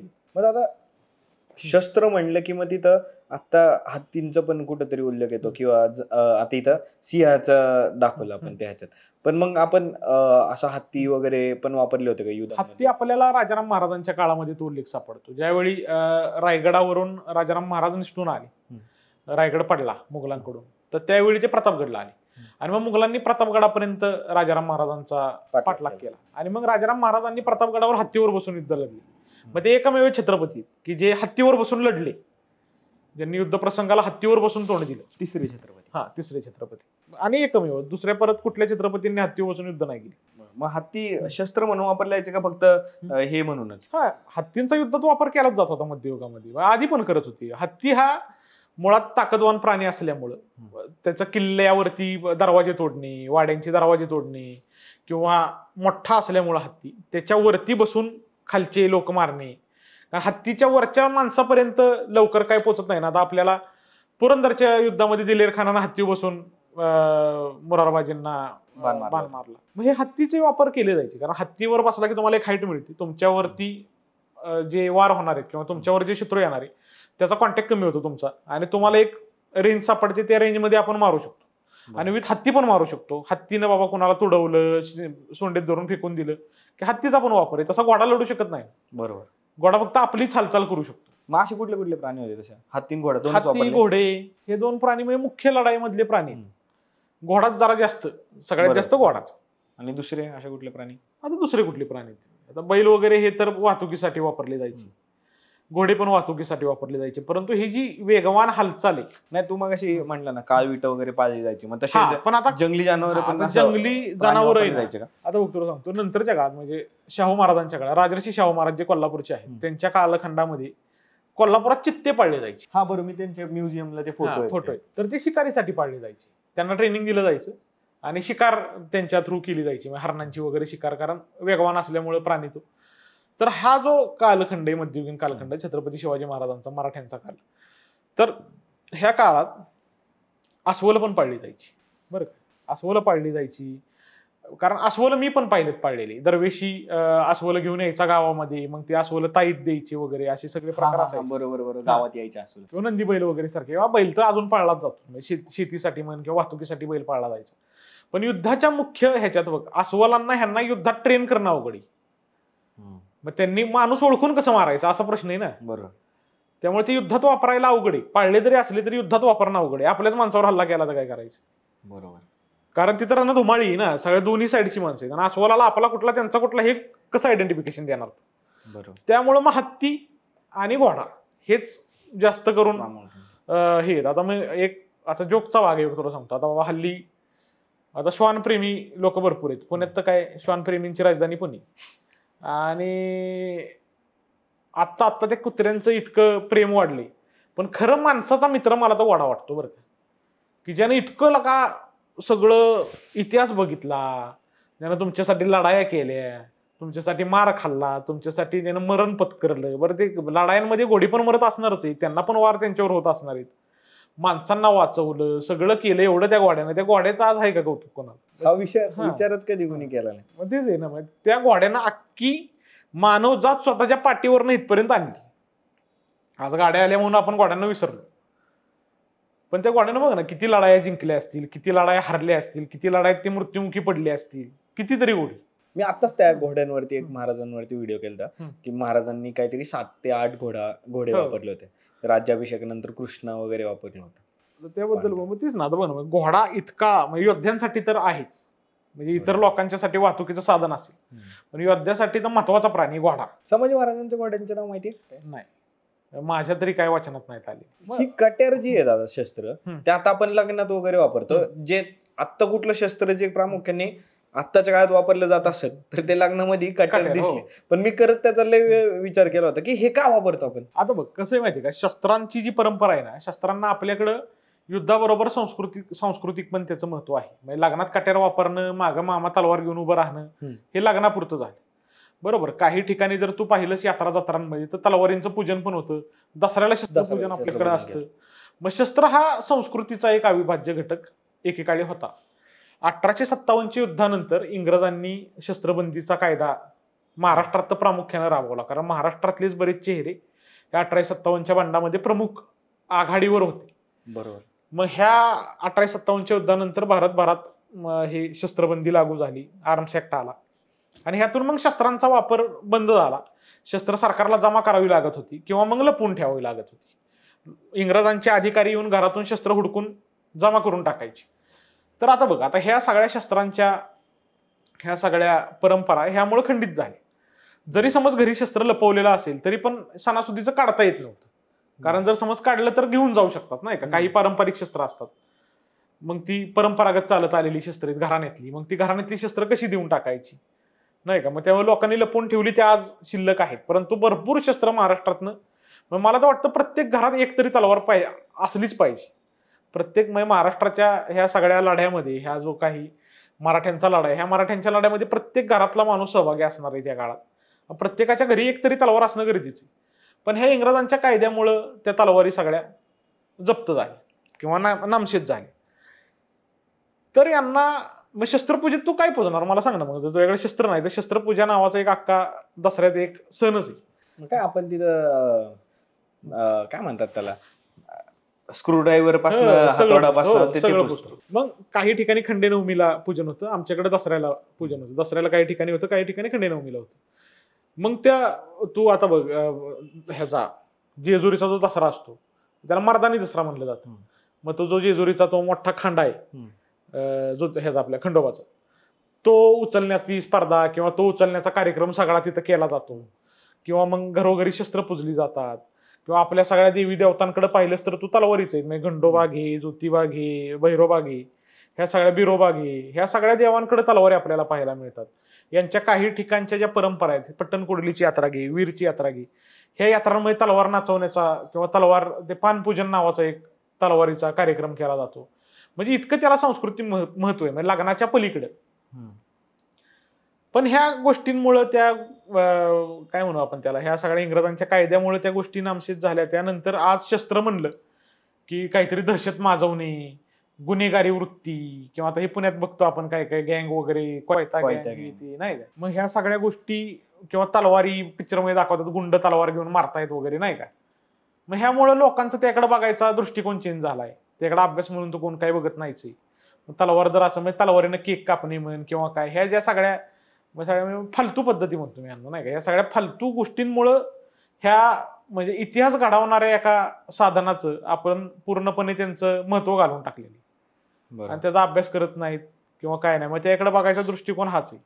म्हणजे आमच्या घरातले पण सुरुवातीला असंच करायचे. म्हणजे आम्ही काय तलवार बिलवार कोणाची घेऊन आलो, हे काय तलवार घेऊन आली आता कोण होणारीच वाटतं, असं तसं नाही काय. मग अशा गोष्टी बोलल्या जातात किंवा काय. मग ह्या पण कुठेतरी कमी झाल्या पाहिजेत, त्याच्याकडे अभ्यास म्हणून आपण पाहिलं पाहिजे. ह्या सगळ्या गोष्टी चालू होण्यासाठी काहीतरी ठोस पावलं आता सुरू झालेली आहेत खरं. म्हणजे बरीच लोक शस्त्रांवरती बोलतात, काम करतात. होईल हळूहळू, बघूया आता काय आहे त्याचं माग की आपण कट्यार लग्नात कट्यार वापरतो, वरती लिंबू लावतो, त्याचं काय कारण आहे. तेच ना, मग शस्त्र वापरण्यामागची काय धारणा असते तर बाबा, एक ते पराक्रमाचं प्रतीक मानलं जातं, पुरुषार्थाचं प्रतीक मानलं जातं नाही का. म्हणजे कट्यारच असावी असं नाही. आता आपल्याकडे कट्यार असते, तू जर कधी ना नगरला किंवा तिकडं संभाजीनगर साईडला जर कधी गेलास तर तिकडं गळ्यात असा एक खंजीर लटकवतात किंवा कमरेला खंजीर बांधतात. मग ते काय म्हणू आपण त्याला, ते मर्दुमकीचं साधन म्हणून. आणि शस्त्र जर तुमच्याकडे असेल एखादं छोटं तर ते त्यानं तुम्हाला दृष्ट लागत नाही अशी पण एक समजूत आहे. किंवा बाबा उशाखाली एखादी सुरी वगैरे घेऊन झोपला तर तुम्हाला वाईट स्वप्न पडत नाही, दृष्ट लागत नाही, अशी एक मान्यता आहे. मग त्या मान्यता अंडर ती प्रथा चालू आहे. मग ते लिंबू मुळात दृष्ट लागू नये म्हणूनच असतो. बरोबर. आणि मग तो लिंबू त्या टोकाला पुढं का लावायचा तर ते टोक कुणाला तरी लागू नये नाही का. तिथं बाबा त्या घोड्यावर बसलाय नवरदेव, तर त्याचं टोक घोड्याला लागलं तर काय करायचं किंवा त्याचं त्यालाच लागलं तर काय करायचं. म्हणून त्याला बाबा लिंबू, मग त्यातनं दृष्ट लागू नये ही पण एक भावना. आणि मग जी मागं तलवार धरायची पद्धत आहे किंवा काही ठिकाणी विळे धरतात, काही ठिकाणी सुरीस धरतात, म्हणजे मामा मंडळी, बरोबर, तर ती उलटी धरलेली असते बघ. धार मामाच्या बाजूला असते आणि जिकडे धार नाही ती बाजू नवऱ्याकडे किंवा नवरीकडे असते. म्हणजे मामा हा आपल्याकडे जरा हे म्हणतो, काय म्हणतो आपण त्याला, म्हणजे महत्व आहे मामाला बाबा, चांगलं इम्पॉर्टंट पर्सन आहे सगळ्या कार्यक्रमांमधला, बरोबर नाही का. म्हणजे लग्नात पण बघते, मुलाची मामा, मुलीची मामा, मुलाची आई बाप या म्हणतात, मुलाच्या मामानं मुलग्याला प्राधान्य जास्त दिलं. मुलाच्या मामाला प्राधान्य. तर मग त्याला का प्राधान्य आहे, तर ती जी धाराची बाजू त्याकडे, म्हणजे बाबा भाच्यावर किंवा भाचीवर आलेला पहिला वार आम्ही आमच्या, नाही का, अशी त्याच्या मागे एक गोष्ट सांगितली जाते की बाबा धारेची बाजू आमच्याकडे. बरोबर. मग तो त्यांच्यावर जर काय आला प्रसंग तर तो पहिला मामा तो प्रसंग सोडवायला जाईल, अशी एक पद्धत त्याच्या मागे आहे. आता हे सगळं इतिहासातला अभ्यास करत असताना काही व्हॉट्सअपला आणि काही व्हिडिओज मध्ये मी पाहिलेले की संभाजी महाराज घोड्यावरती एवढे तास चालवायचे, त्यांच्याकडे 65 किलोची तलवार वगैरे होती आणि ते एवढ्या भाकरी खायचे वगैरे वगैरे, असे भरपूर व्हिडिओ व्हायरल झाले असतील, तू पण पाहिले असतील. तर खरंच असं काय होतं? 65 किलोची तलवार तर काय आम्ही तर बघितली नाही, आणि ती ज्यानं कुणी बघितली ते मग त्यानं पण येऊन सांगावं. आता तुला सांगतो, आपल्याकडे सगळ्यात मोठी तलवार सध्या ती जेजुरीवरती आहे. बरोबर. तर ती 44 किलोची तलवार आहे. आता 44 किलोचा आकार बघ तू काय, आणि ती उचलताना होणार आहे कशी ती उचलायला लागती किंवा काय करावं लागतं ते सगळं बघितलंस तर तुला अंदाज येईल. तर तो जो खंडोबाचा खंडा आहे तो नंतर तिथं काय म्हणू आपण त्याला, नवस्फूर्तीसाठी दिलेला खंडा आहे, पानसे सरदारांकडून दिलेला आहे. बरोबर. मुळात 65 किलोची तलवार नसतेच. युद्ध वापराच्या ज्या तलवारी तर ज्या आपल्या आसपास आता ज्या तलवारी दिसत आहेत ह्या जास्तीत जास्त 1.5 किलो पर्यंत असतात. कमीत कमी 800-700 ग्रॅमची असती आणि जास्तीत जास्त 1500 ग्रॅम म्हणजे 150 ग्रॅम, सॉरी 1.5 किलोची ती असणं आयडियल आहे. जेवढं शस्त्र हलकं तेवढं वापरणं चांगलं. बरोबर. तेवढं ते वापरायला आपल्याला सोपं जातं किंवा तेवढंच ते इफेक्टिव्ह असतं. त्यामुळं त्याचं जर तू धोप नावाची जी तलवार आहे ही जी आपल्या शेजारी आहे आता, तर ह्या धोप तलवारीचं एक आयडियल वजन 1200 ग्रॅम असतं, म्हणजे 1.2 किलो इतकंच त्याचं वजन असणं गरजेचं आहे. आणि तितकंच असतं. आज महाराजांची जगदंबा तलवार लंडनला आहे, तर तिच्याबद्दलची उतारे सगळे अवेलेबल आहेत की तिचं वजन किती, तर ते 1.5 किलो पर्यंतच तिचं वजन जातं. बरोबर. तिचं एवढं वजन नाही. किंवा आज आपल्याकडं साताऱ्याच्या घराण्याकडं जी तलवार आहे जी दसऱ्याला आपल्याला पाहायला मिळते, तिचं वजन करून लोकांनी बघावं, ती 1.5 किलोच्या वर जाणारच नाही. बरोबर.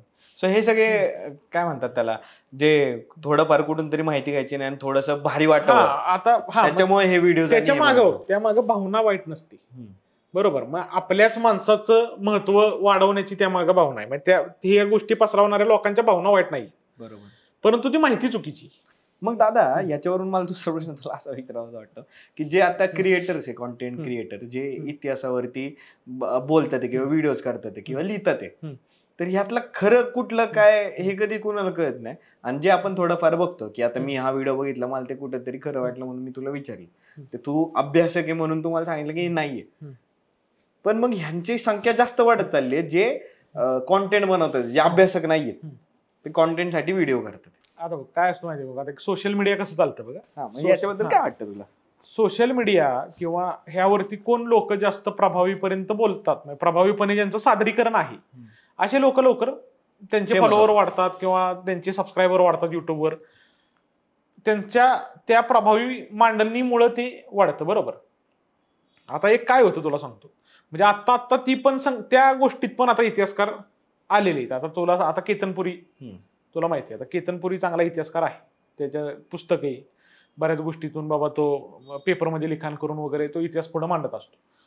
आता ह्या गोष्टीचा वापर करत करत करत आता तो एक सध्या मला असं वाटतं की इतिहास क्षेत्रातला, इतिहासाचा अभ्यास केलेला, शास्त्रशुद्ध इतिहासाचा अभ्यास केलेला तो सध्या आहे. त्यानंतर प्रवीण भोसले सर आहेत.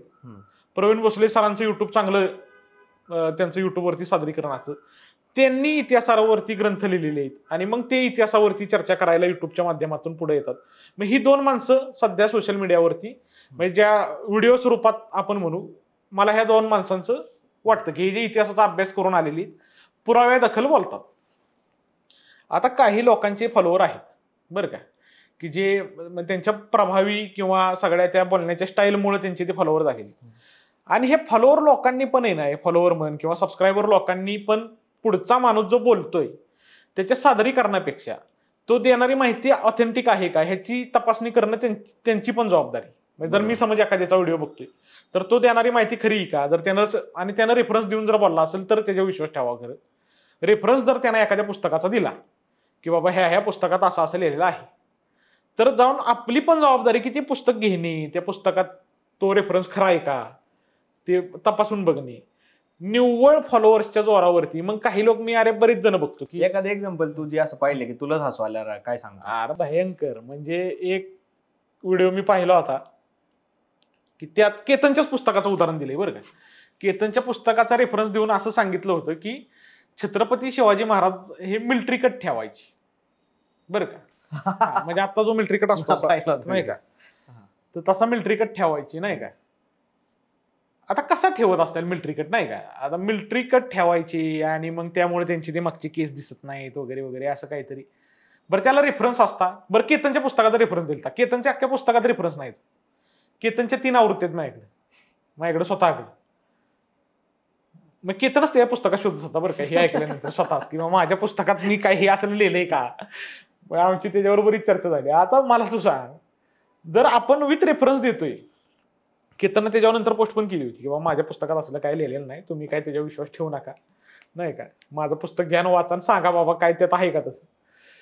तर हे असलं काहीतरी किंवा बाबा अरे लय काही. आणि मग काय होतं, मग ते प्रभावी मांडणीमुळं लोकांना खरं वाटतं आणि त्यात पुस्तकाचं नाव दिलंय म्हणजे 100%. आणि एक सबस्क्रायबरची किंवा फॉलोअरची जी संख्या आहे किंवा आकडा आहे त्या आकड्यावरनं तर अजून आता तुला सांगतो, आता माग ते युट्यूबर तुम्हाला नाव आठवणं झाली जरा, तो निवडणूक काळात सक्रिय होता ध्रुव राठी. त्याचा एक व्हिडिओ आला होता की शिवाजी महाराजांचा एक व्हिडिओ त्याचा आला होता. तर त्यानं paper article as a reference दिला होता. म्हणजे इंडियन एक्सप्रेसला वगैरे जे पेपर आर्टिकल आलेत तर पेपर आर्टिकल मध्ये काय लिहिले तर तो त्यांना ऐतिहासिक पुरावा म्हणून दिलाय.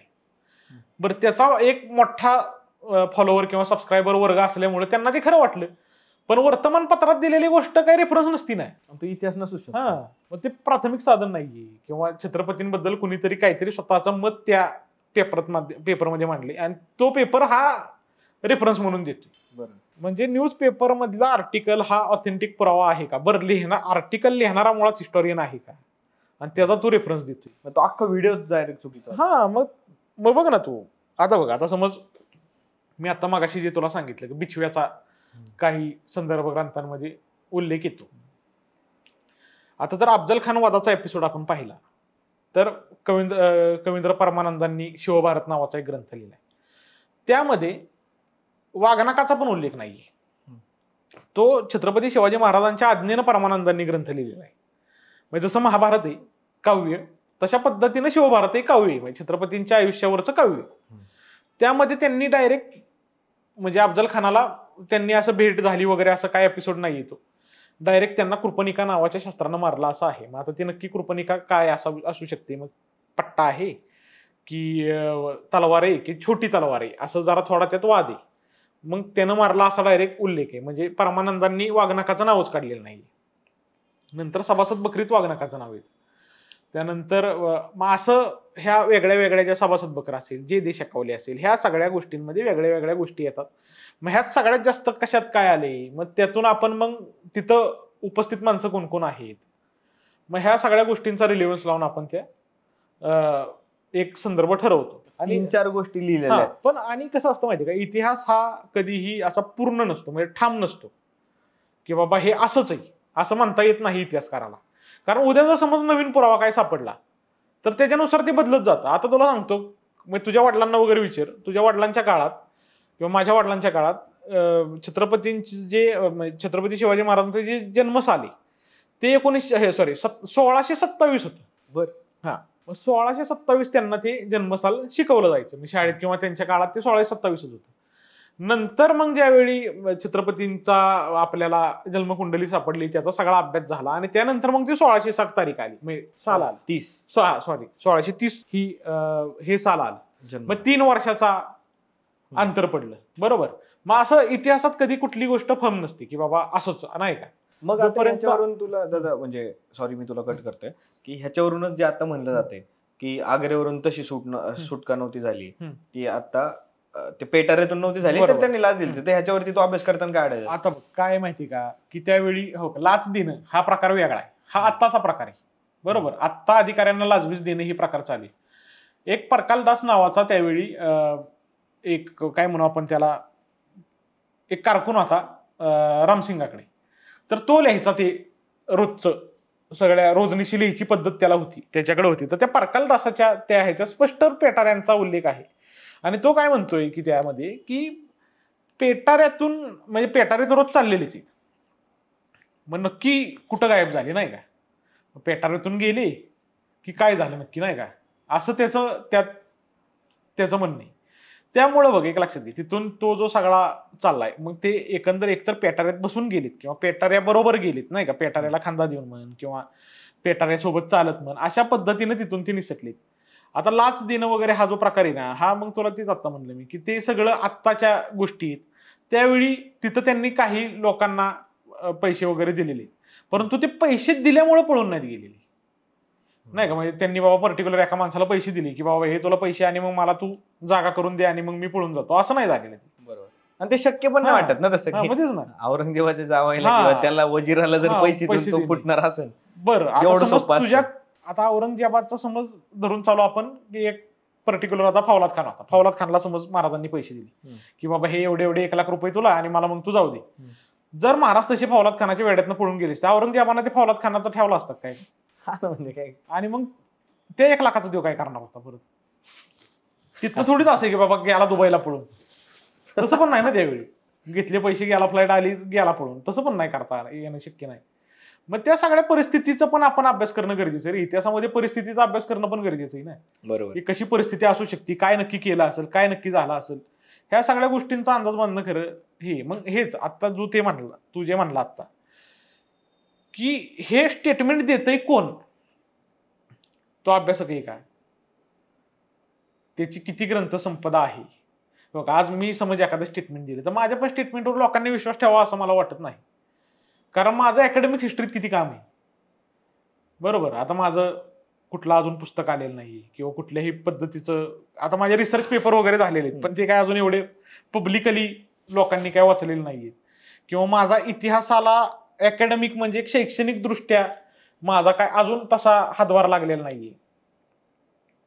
मग माझ्या म्हणण्याला पण लोकांनी माझ्यावर जास्त विश्वास ठेवा असं पण मला वाटत नाही. म्हणजे ज्येष्ठ आत्ता इतिहासकार आहेत, आता डॉक्टर जयसिंगराव पवार आहेत, इतिहास संशोधक गजानन भास्कर मेहेंदळे आहे की ज्यांनी छत्रपतींवरती इतका म्हणजे अभ्यासपूर्ण ग्रंथ त्यांचा श्री राजा शिवछत्रपती आहे. जयसिंगराव पवार सरांनी तर मराठ्यांच्या जवळजवळ छत्रपती संभाजी महाराजांवरती लिहिलेले, छत्रपती शिवाजी महाराजांवरती लिहिलेले, तारा राणींचं चरित्र त्यांनी तयार केलं, त्यानंतर राजाराम महाराजांवरती लिहिलेलं आहे, त्यानंतर मराठ्यांचा जो काय एकंदरीत इतिहास आहे, ह्या सगळ्या गोष्टींना जयसिंगराव पवारांनी हात घातलेला आहे. त्या सगळ्या गोष्टी त्यांच्या अभ्यासातून गेलेल्या आहेत. आज त्यांची ज्येष्ठता बघता, त्यांचे अभ्यास बघता, मग ह्या लोकांकडे का लोक जात नाहीत किंवा ह्या लोकांना का त्यांची मतं का लोक लक्षात घेत नाहीत. ते जे मगाशी आपला विषय झाला इन्फ्लुएन्सर म्हण किंवा युट्यूबर म्हण, की जे बाबा किती त्यांचा अभ्यास असतो हा तर मुळात अभ्यासाचाच विषय, यायचं काहीतरी चालू विषयावर बोलून जायचं नाही का, म्हणजे व्ह्यू साठी चालू विषय घ्यायचा. बरं, काय काय लोक तर अशी आहेत की एक व्हिडिओ टाकतात काहीतरी कॉन्ट्रोवर्सी तयार करणारा, त्याला दनादन व्ह्यू जातात मिलियन मध्ये, आणि मग काही लोक त्यांना पकडतात की बाबा हे काहीतरी इरिलेव्हंट चाललं आहे, मग ते कमेंटमध्ये किंवा मग त्यांना मेसेज वगैरे करत असतील. मग त्या सगळ्या गोष्टी बघून मग तुम्ही व्हिडिओ का डिलीट करता. जर तुला एवढंच तुझ्या मतावर तू ठाम आहे, तुझा एवढा अभ्यास आहे, तर तू टाकलेला व्हिडिओ का डिलीट करतो. मी तुला नाही म्हणत, मी पण असं एकंदर असतात लोक नाही असा. आता बाबा मी समज एखादा व्हिडिओ आज टाकला तर मी माझ्या मतावर ठाम असल्याशिवाय तो व्हिडिओ का टाकावा, आणि जर मी टाकला तर माझ्याकडे त्या व्हिडिओला समज विरोध झाला तर त्याच्यासाठी आपल्याकडे मुद्दे पाहिजेत ना त्याच्यावर भांडायला. बरोबर, की बाबा मी टाकलाय तर ह्याचा हा संदर्भ असा असा, हा संदर्भ इथं इथं हा माणूस असा असं लिहितो, हा त्याचा मूळ संदर्भ, हा त्याचा दुय्यम संदर्भ, मग तो आता ये भांडायला. मग नाही ना, मग ती जर तुमची तयारी नसेल, जर तो IQ गोष्टींवरती किंवा कुठल्या तरी दुय्यम साधनांवरती किंवा ऑलरेडी एखाद्या माणसानं समज आता धरून चाल, काही लोक मी अशी पण बघितलेली टीव्हीवरती एखादा समज इतिहासकारांनी एखाद्या कुठल्या आता फॉर एक्झाम्पल बाबा नको नाव घ्यायला कोणाचं, एखाद्या इतिहासकारानं बाबा एखादं स्टेटमेंट दिलं बरं का, की लगेच तेवढं स्टेटमेंट पकडायचं, आपल्या भाषेत तयार करायचं आणि इकडे व्हिडिओ टाकून द्यायचा. त्या माणसानं दिलेल्या स्टेटमेंटच्या मागे त्या माणसाचा 10-12 वर्षाचा किंवा पूर्ण आयुष्याचा अभ्यास आहे. तू तुझ्या व्ह्यूसाठी फक्त त्यांचं एक स्टेटमेंट उचलतो, स्वतःच्या भाषेत तयार करतो आणि ते पब्लिक करून टाकतो. बरं, होतं काय, आता सध्या तरुण मंडळींकडे मोबाईल असल्यामुळं किंवा त्या सगळ्या सोशल मीडियाचा ऍक्सेस असल्यामुळं तरुण मंडळी लगेच त्या सगळ्या फ्लो मध्ये जाते, लगेच तुला व्ह्यू जास्त भेटतात. बरोबर. परंतु मूळ अभ्यासात मागे राहतो. त्याचा अभ्यास, बरं गोष्ट चांगली गेली असेल तर काहीच अडचण नाही, पण काही गोष्टी मग ऐकीव गोष्टींवरती कुठेतरी इंस्टाग्रामची एखादी पोस्ट बघायची, त्याच्यावर आपण काहीतरी व्हिडिओ करायचा आणि परत तो डिलीट करायचा, असलं करू नये. तुम्ही जर ठाम असाल तर तुम्ही कॉन्टेंट बनवा. खरं. मी कुठल्याही, म्हणजे इतिहासावरच नाही म्हणत मी तुला, कुठल्याही सामाजिक घटना असू दे, काही असू दे, कुठलीही गोष्ट, कुठल्याही गोष्टीवर अभ्यास पूर्ण करणं पाहिजे ते. कारण तुमचे जर फॉलोअर्स आहेत ना, तुमची जबाबदारी, तुमची जबाबदारी. आज आमचे काही एवढे फॉलोअर्स नाही काय, म्हणजे जे एक काय म्हणू आपण त्याला, कॉन्टेंट क्रिएटर म्हण किंवा एक इन्फ्लुएन्सर होण्या इतपत काय आमची अजून पात्रता झालेली नाही, किंवा लोक आम्हाला काही इन्फ्लुएन्सर म्हणत पण नाही, आम्हाला ती म्हणून पण घ्यायचं नाही. पण तिथपर्यंत जर तुम्ही गेलाय, तुम्ही जर त्या पोझिशनला गेलाय, तर तुम्ही मग तुमच्या प्रभावी मांडणीतनं चांगल्या गोष्टी मांडा ना. उगा 4 जणात भांडणं लावायची किंवा आपल्याला शिव्या बसत्याला असं काहीतरी करायचं किंवा आपल्याकडे त्याचं उत्तरच नाही तरी पण बाबा व्ह्यूसाठी व्हिडिओ टाकायचा, असलं करून उपयोग नाही. तरी एखादा किस्सा सांग ना, जसं तू बघितला होता तुला हसू आली. शिवाजी महाराज दाढी का ठेवतात असा एक प्रश्न आहे. भारी त्याचं उत्तर होतं खरं, म्हणजे मार्मिक उत्तर. त्याचं मला जेवणच गेलं नाही त्या दिवशी, इतकं मार्मिक उत्तर होतं त्या प्रश्नाचं. तर त्या व्यक्तीचं असं म्हणणं होतं की छत्रपतींना का दाढी, म्हणजे शिवाजी महाराज आणि छत्रपती संभाजी महाराज यांना का दाढी, तर ते राजे आहेत आणि ते सिंह आहेत बरं का, म्हणून त्यांना दाढी आणि मिशा आहेत. मग सिंहाला कशा दाढी मिशा असतात ना, मग ते राजे असल्यामुळे, सिंह जंगलचा राजा आहे आणि मग हे पृथ्वीवरचे राजे आहेत नाही का, म्हणजे किंवा एका भूभागाचे राजे आहेत, त्यामुळे ते दाढी ठेवतात. त्यानंतर वाघ हा जंगलाचा सेनापती असतो. आता जंगलाच्या राजापर्यंत ठीक होता, आता वाघाला सेनापती पण केला. मग वाघाला फक्त मिशा असतात, वाघाला काही दाढी नसते त्यांच्या म्हणण्यानुसार, पण वाघाला पण दाढी असते. बेंगॉल टायगर वगैरे तो बघितला तर मागे थोडी दाढी असते, एवढी नसते. मग जे मावळे आहेत ते फक्त मिशी ठेवायचे, ते दाढी ठेवत नव्हते बरं का त्यांच्या म्हणण्यानुसार, ते फक्त मग ते वाघ आहेत. आणि जे आता अफजल खान वगैरे हे जे आदिलशाही किंवा मुघलांचे वगैरे जे सरदार आहेत ते फक्त दाढी ठेवायचे. तर ते फक्त का दाढी ठेवायचे, तर बोकडांना दाढी असती फक्त नाही का, मग ते बोकडांना दाढी असते म्हणून हे पण दाढी ठेवायचे, म्हणून हे मग वाघांचे आणि सिंहांचे भक्ष्य झाले. आता हा इतका खतरनाक ऐतिहासिक संदर्भ ऐकल्यानंतर बघ तुला सांगतो, जर ह्याचा विचार केला असतो तर आता छत्रपती शिवाजी महाराजांना दाढी आहे हे आपण बघतो किंवा हे चित्रांमध्ये आपल्याला दिसतं, शंभूराजेंना पण दाढी हे आपल्याला दिसतं. राजाराम महाराजांच्या ओरिजिनल फोटोमध्ये किंवा चित्रामध्ये दाढी आपल्याला दिसते का, तर नाही.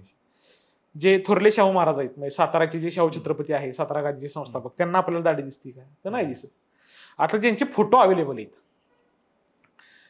साताऱ्याचे प्रतापसिंह महाराज असतील किंवा कोल्हापूरचे राजर्षी शाहू महाराज असतील, म्हणजे हे जे काय म्हणू आपण त्याला, जे सर्वश्रुत आहेत किंवा जे लोकांना माहिती आहेत. मग राजर्षी शाहूंचे पुत्र राजाराम महाराज असतील किंवा राजाराम महाराजांचे, कारण भरपूर व्हिडिओ वगैरे आहेत, कारण ती कोल्हापूरची जी दसऱ्याला गाडी येते, मेबॅक जी गाडी ती त्या राजाराम महाराजांनी घेतली होती, तर ते राजाराम महाराज असतील किंवा शहाजी महाराज असतील, की ज्याचा तू मगाशी उल्लेख केलास न्यू पॅलेसच्या म्युझियमचा, तर ते न्यू पॅलेसचं म्युझियम ज्यांनी तयार केलं, तर हे सगळे विद्यमान छत्रपतीच होते. मग ह्यांना पण आपल्याला दाढी दिसत नाही, मग ते सिंह नाही आहेत का, त्यांच्या कर्तृत्वानं त्यांनी काय ती त्यांची पोझिशन निर्माण केली नाही का. आता तुला मगाशी सांगितलं मी, राजाराम महाराज हत्तीवर बसून लढले, मग ते सिंहच आहेत ना, मग तशा दृष्टीने जे कार्यकर्त्यांनी व्हिडिओ बनवला तर त्याच्या पद्धतीने काहीतरी इतिहास तो संशोधन, आणि लोकांना मग ते भारी वाटतं की बाबा हा किती ते रिलेट होतं कुठेतरी, मग खरंच असं नाही असं. पण मग छत्रपतींची परंपरा आहे ना, बरोबर, पुढं एवढं कुठं कोणाला माहिती तारा राणींनी काय केलं हे लोकांपर्यंत अजून गेलेलंच नाही. मग आता तारा राणींसारखी स्त्री छत्रपती घराण्यातील जबरदस्त करत होतो बाईचं त्या, आणि म्हणजे आपल्यासारख्या किंवा महाराष्ट्रातल्या स्त्रियांसाठी एक उत्तम काय म्हणू आपण त्याला, म्हणजे आज ज्या सगळ्या घटना घडतात, तर स्त्रियांनी खरं त्या तारा राणींचा आदर्श घ्यावा की बाबा कशी एक स्त्री असली पाहिजे, कसं त्यांनी ते सगळं राज्य सांभाळलं, की ह्या औरंगजेबाच्या सगळ्या स्वारीत.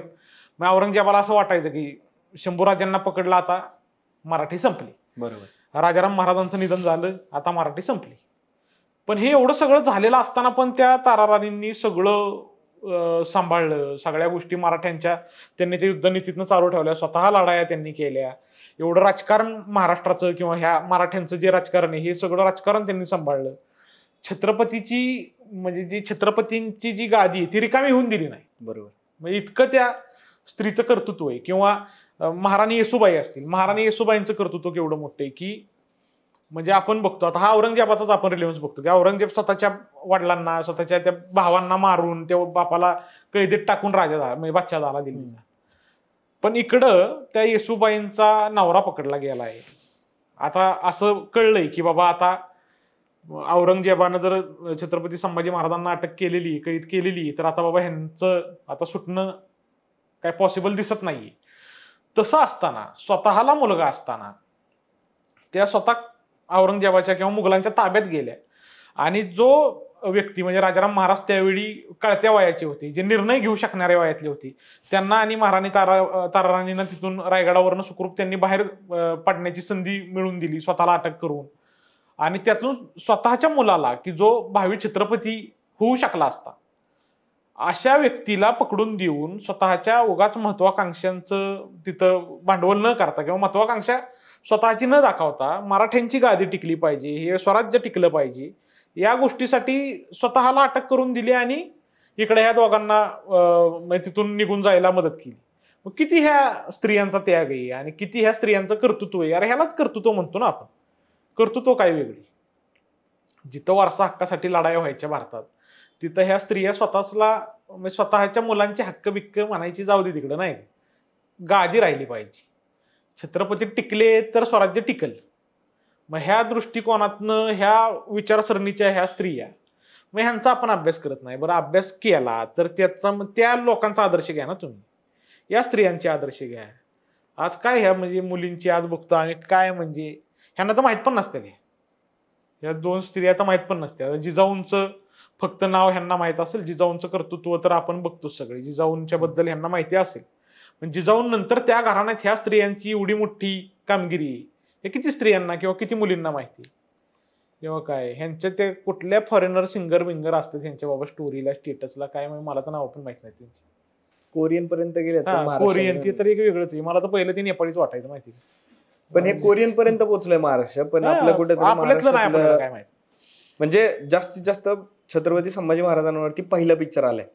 अजून तर ताराराणींपर्यंत येण्यासाठी आपल्याला किती वर्ष जातील अजून. हो, छत्रपती संभाजी महाराजांवरती आधी चित्रपट आलेत बरं का. म्हणजे आत्ताच बघ एक मराठी चित्रपट झाला, चांगली त्यांनी पण कामगिरी किंवा चांगलं काम त्यात केलं. ते ठाकूर अनुप सिंग त्यामध्ये छत्रपती संभाजी महाराजांच्या भूमिकेत होता. धर्मरक्षक महावीर छत्रपती संभाजी महाराज असं त्या चित्रपटाचं नाव होतं.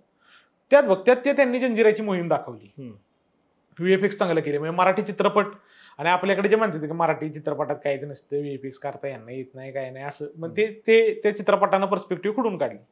चांगल्या पद्धतीनं त्यात त्यांनी जंजिराची मोहीम हाती घेतलेली महाराजांची दाखवली. आणि तो पहिला पार्ट आहे, ज्यांचा दुसरा पार्ट येणार आहे. मग तो एक चित्रपट घे.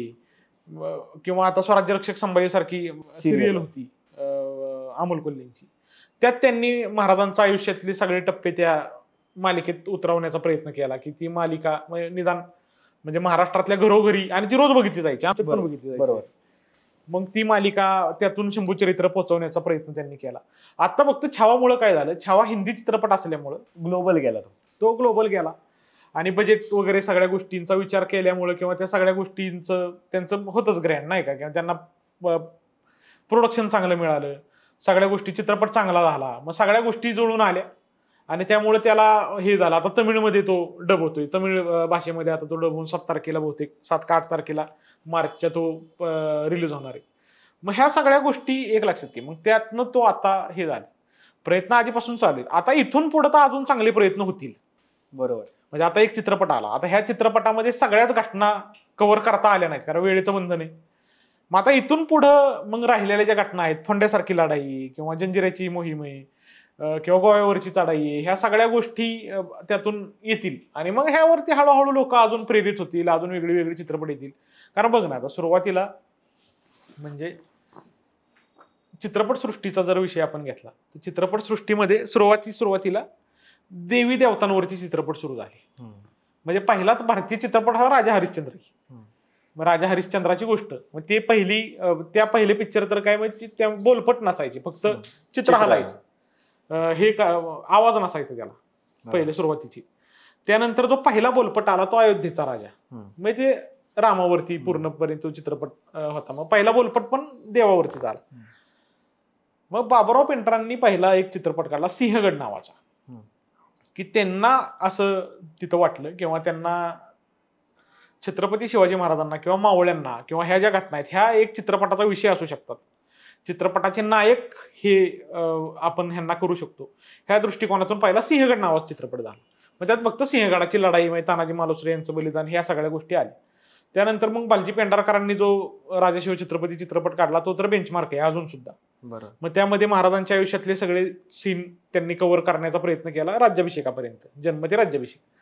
आता मग त्यानंतर अनेक चित्रपट छत्रपती शिवाजी महाराजांच्या आयुष्यावर झाले, की ज्यामध्ये हे आतापर्यंत होत आहेत, म्हणजे नाही का, की ज्यात वेगळ्या वेगळ्या घटनांवरती ते चित्रपट तयार होऊन हे झाले. आता सुरुवातीच्या काळात जो संभाजी महाराजांच्या वरती जी चित्रपट नाटकं आली त्यात संभाजी महाराजांच्या बदनामीपर गोष्टी होत्या किंवा त्यांच्या चरित्रावरती त्यात दाग उठवण्याचा प्रयत्न झाला.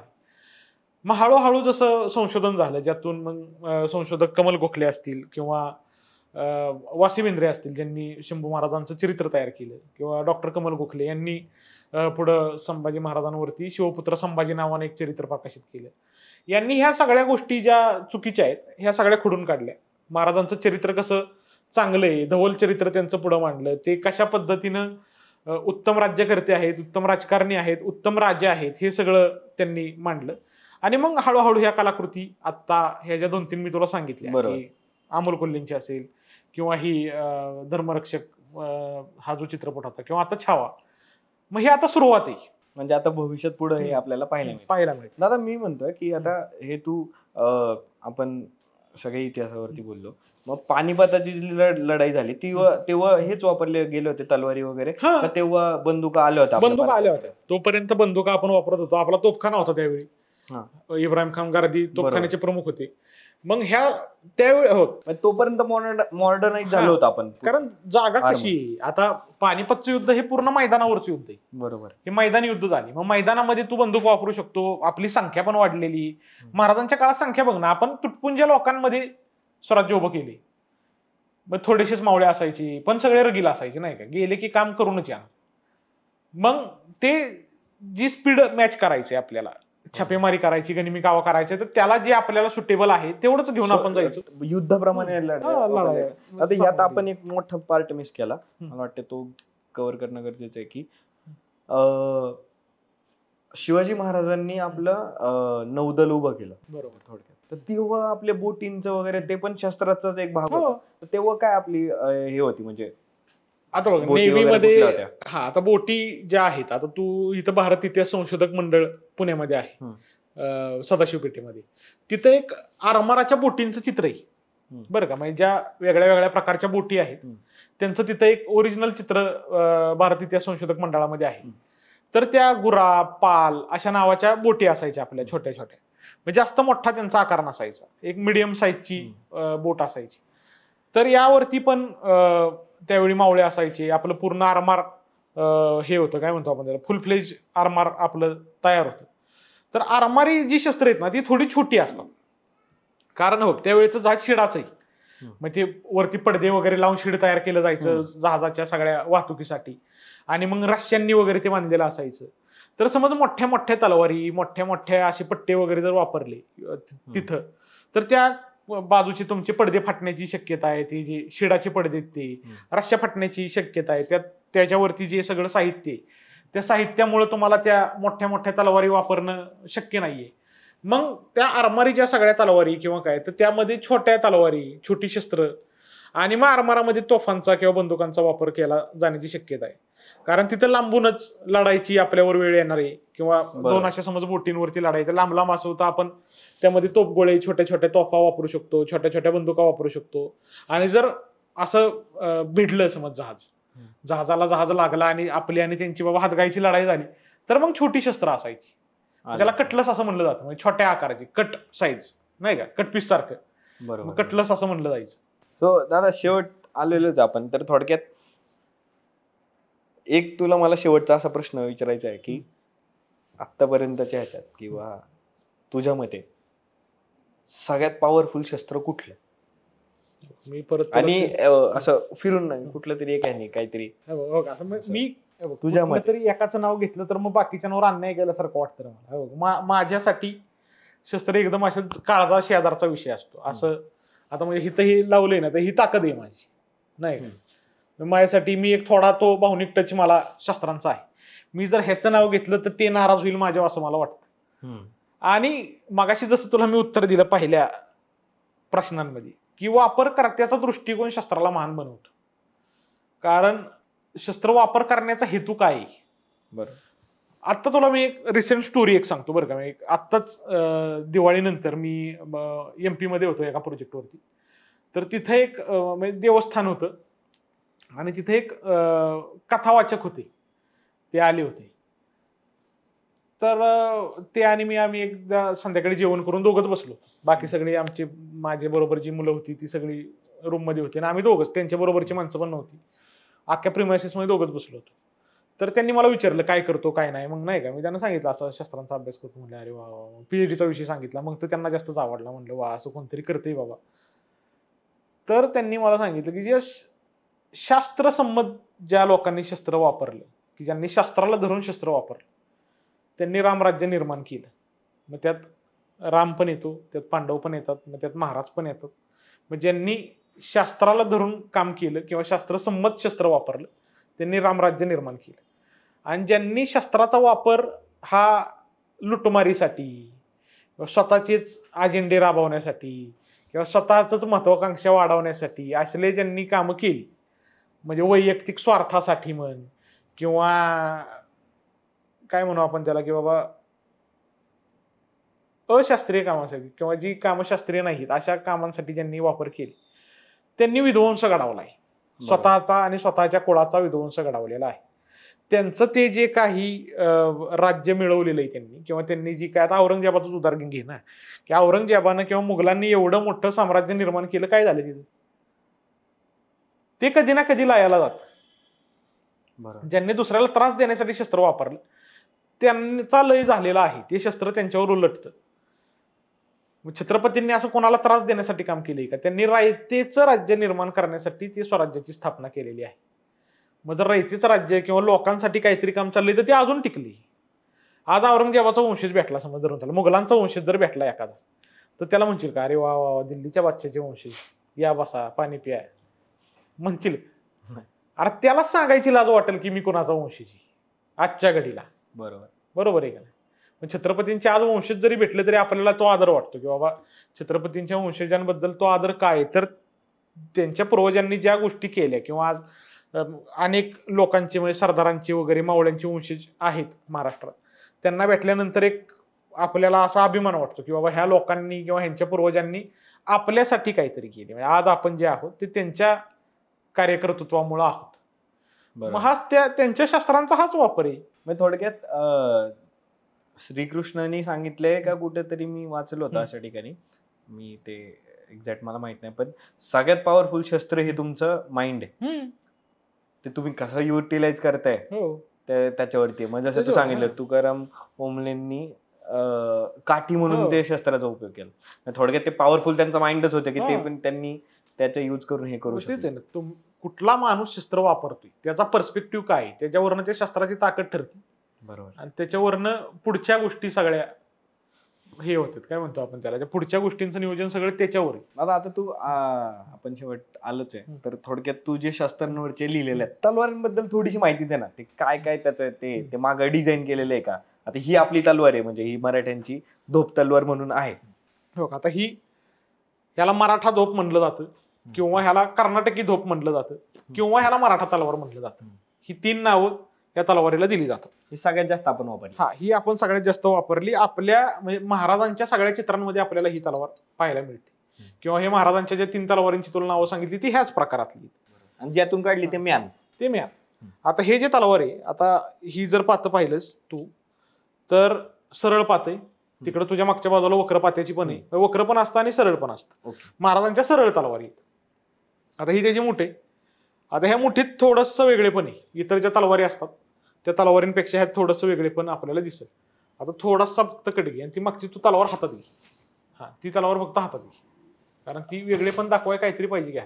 हा बरोबर. हे बाकीच्या तलवारींमध्ये आपल्याला अशी मूठ दिसते आणि त्यात ते हे पण मोठे आणि इथलं होल्ड करायचं पण वेगळे. आता बघ, आता ह्या तलवारीचा काय, ह्या मुठीचं काय वैशिष्ट्य आहे, तर ह्या मुठीला तुझा पूर्ण हात आतमध्ये पॅक होतो. बरोबर बरोबर, हाताचं संरक्षण होतं. बरोबर. त्याचबरोबर ही जी काय म्हणतो आपण त्याला, ही जी ग्रीप आहे ही पूर्ण या हात माझा ह्यात फिट झालाय बघ. बरोबर. त्यामुळे हातात तलवार फिट राहते, अजिबात हलत नाही. कितीही दणका बसला जोरात तलवारीवर पुढून, किंवा मी ढालीवर मारलं समज कोणाच्या, तर त्या ढालीचा किंवा त्याचं व्हायब्रेशन किंवा त्यामुळे हातातून तलवार सुटणे हा प्रकार होत नाही. बरोबर.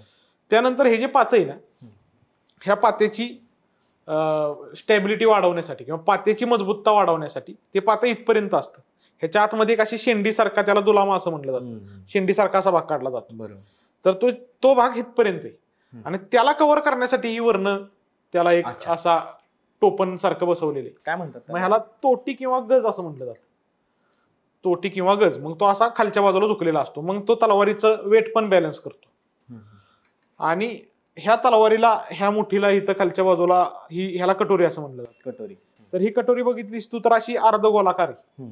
मग ही अर्धगोलाकार जी कटोरी आहे ना, ह्यामुळं आपल्या हाताची मुवमेंट होऊ शकते बरीचशी. आता इथं आपल्याकडे जागा नाही, तुला मी मुवमेंट करून दाखवली असती, पण त्यामुळं आपल्याला जास्तीत जास्त हात फिरवता येतो, मनगटामध्ये तलवार फिरवता येते. तशी याचा खालचं सपाट प्लेन आहे. हा, त्या प्लेन असल्यामुळं तिथं हात तुला जास्त फिरवायला चान्स मिळत नाही. त्याची एक मुवमेंट रिस्ट्रिक्ट होऊन जाते. ह्याच्यामुळे तुला जास्त मुवमेंट करायला वाव मिळतो.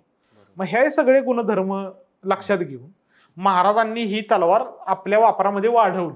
आता ह्या तलवार आधीपासूनच होती बरं का, म्हणजे आपल्याला ह्या तलवारीचे आधीचे रेफरन्स सापडतात. महाराजांच्या जन्माच्या आधी ह्या तलवारीची ही तलवार होती याचे रेफरन्स सापडतात.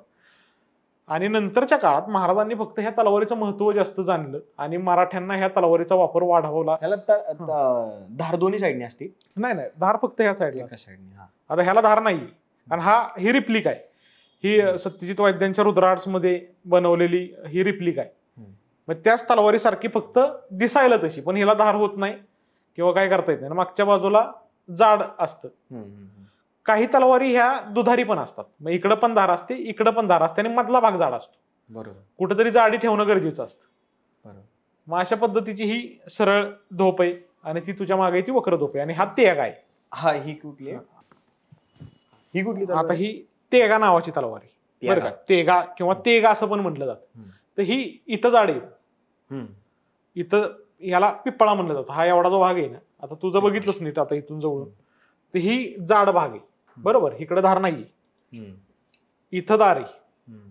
आणि हा पुढचा जो एवढा भाग आहे, हा विधभर भाग, ह्याला इथं वरती पण धार आहे. म्हणजे जर घुसवली तर इझिली आत जावी यासाठी इथं वरती पण धार आहे. मग ह्याला पिपळा असं म्हणलं जातं. मग ह्याचा पिपळा असा जाड असतो, इथं फुगीर असतो, रुंदी जास्त आहे पात्याची. मग ह्या अशा प्रकारच्या तलवारींना तेगा किंवा तेग असं म्हणलं जातं. जे शीख लोकांच्या तेग बहादूर नाव असतं, मग ते हे तेग आहे. अच्छा. आणि हे असं होतं का की महाराजांकडे ही तलवार असायची, मावळ्यांकडे ही, असं काय? तसं काय नव्हतं. म्हणजे दोन प्रकारच्या तलवारी असतात. आता ही बघितलीस तर आता ही नावेतली, पण हिच्यावरती जरा चांदीचं नक्षीकाम वगैरे आपल्याला पाहायला मिळतं. तर ही सेरेमोनियल स्वॉर्ड आहे. ओके. म्हणजे ही समारंभांमध्ये वापरायची किंवा कार्यक्रमांना वापरायची किंवा पूजनातली, अशा प्रकारची ही तलवार आहे. पण जी युद्धात वापरायच्या त्या अशा असायच्या.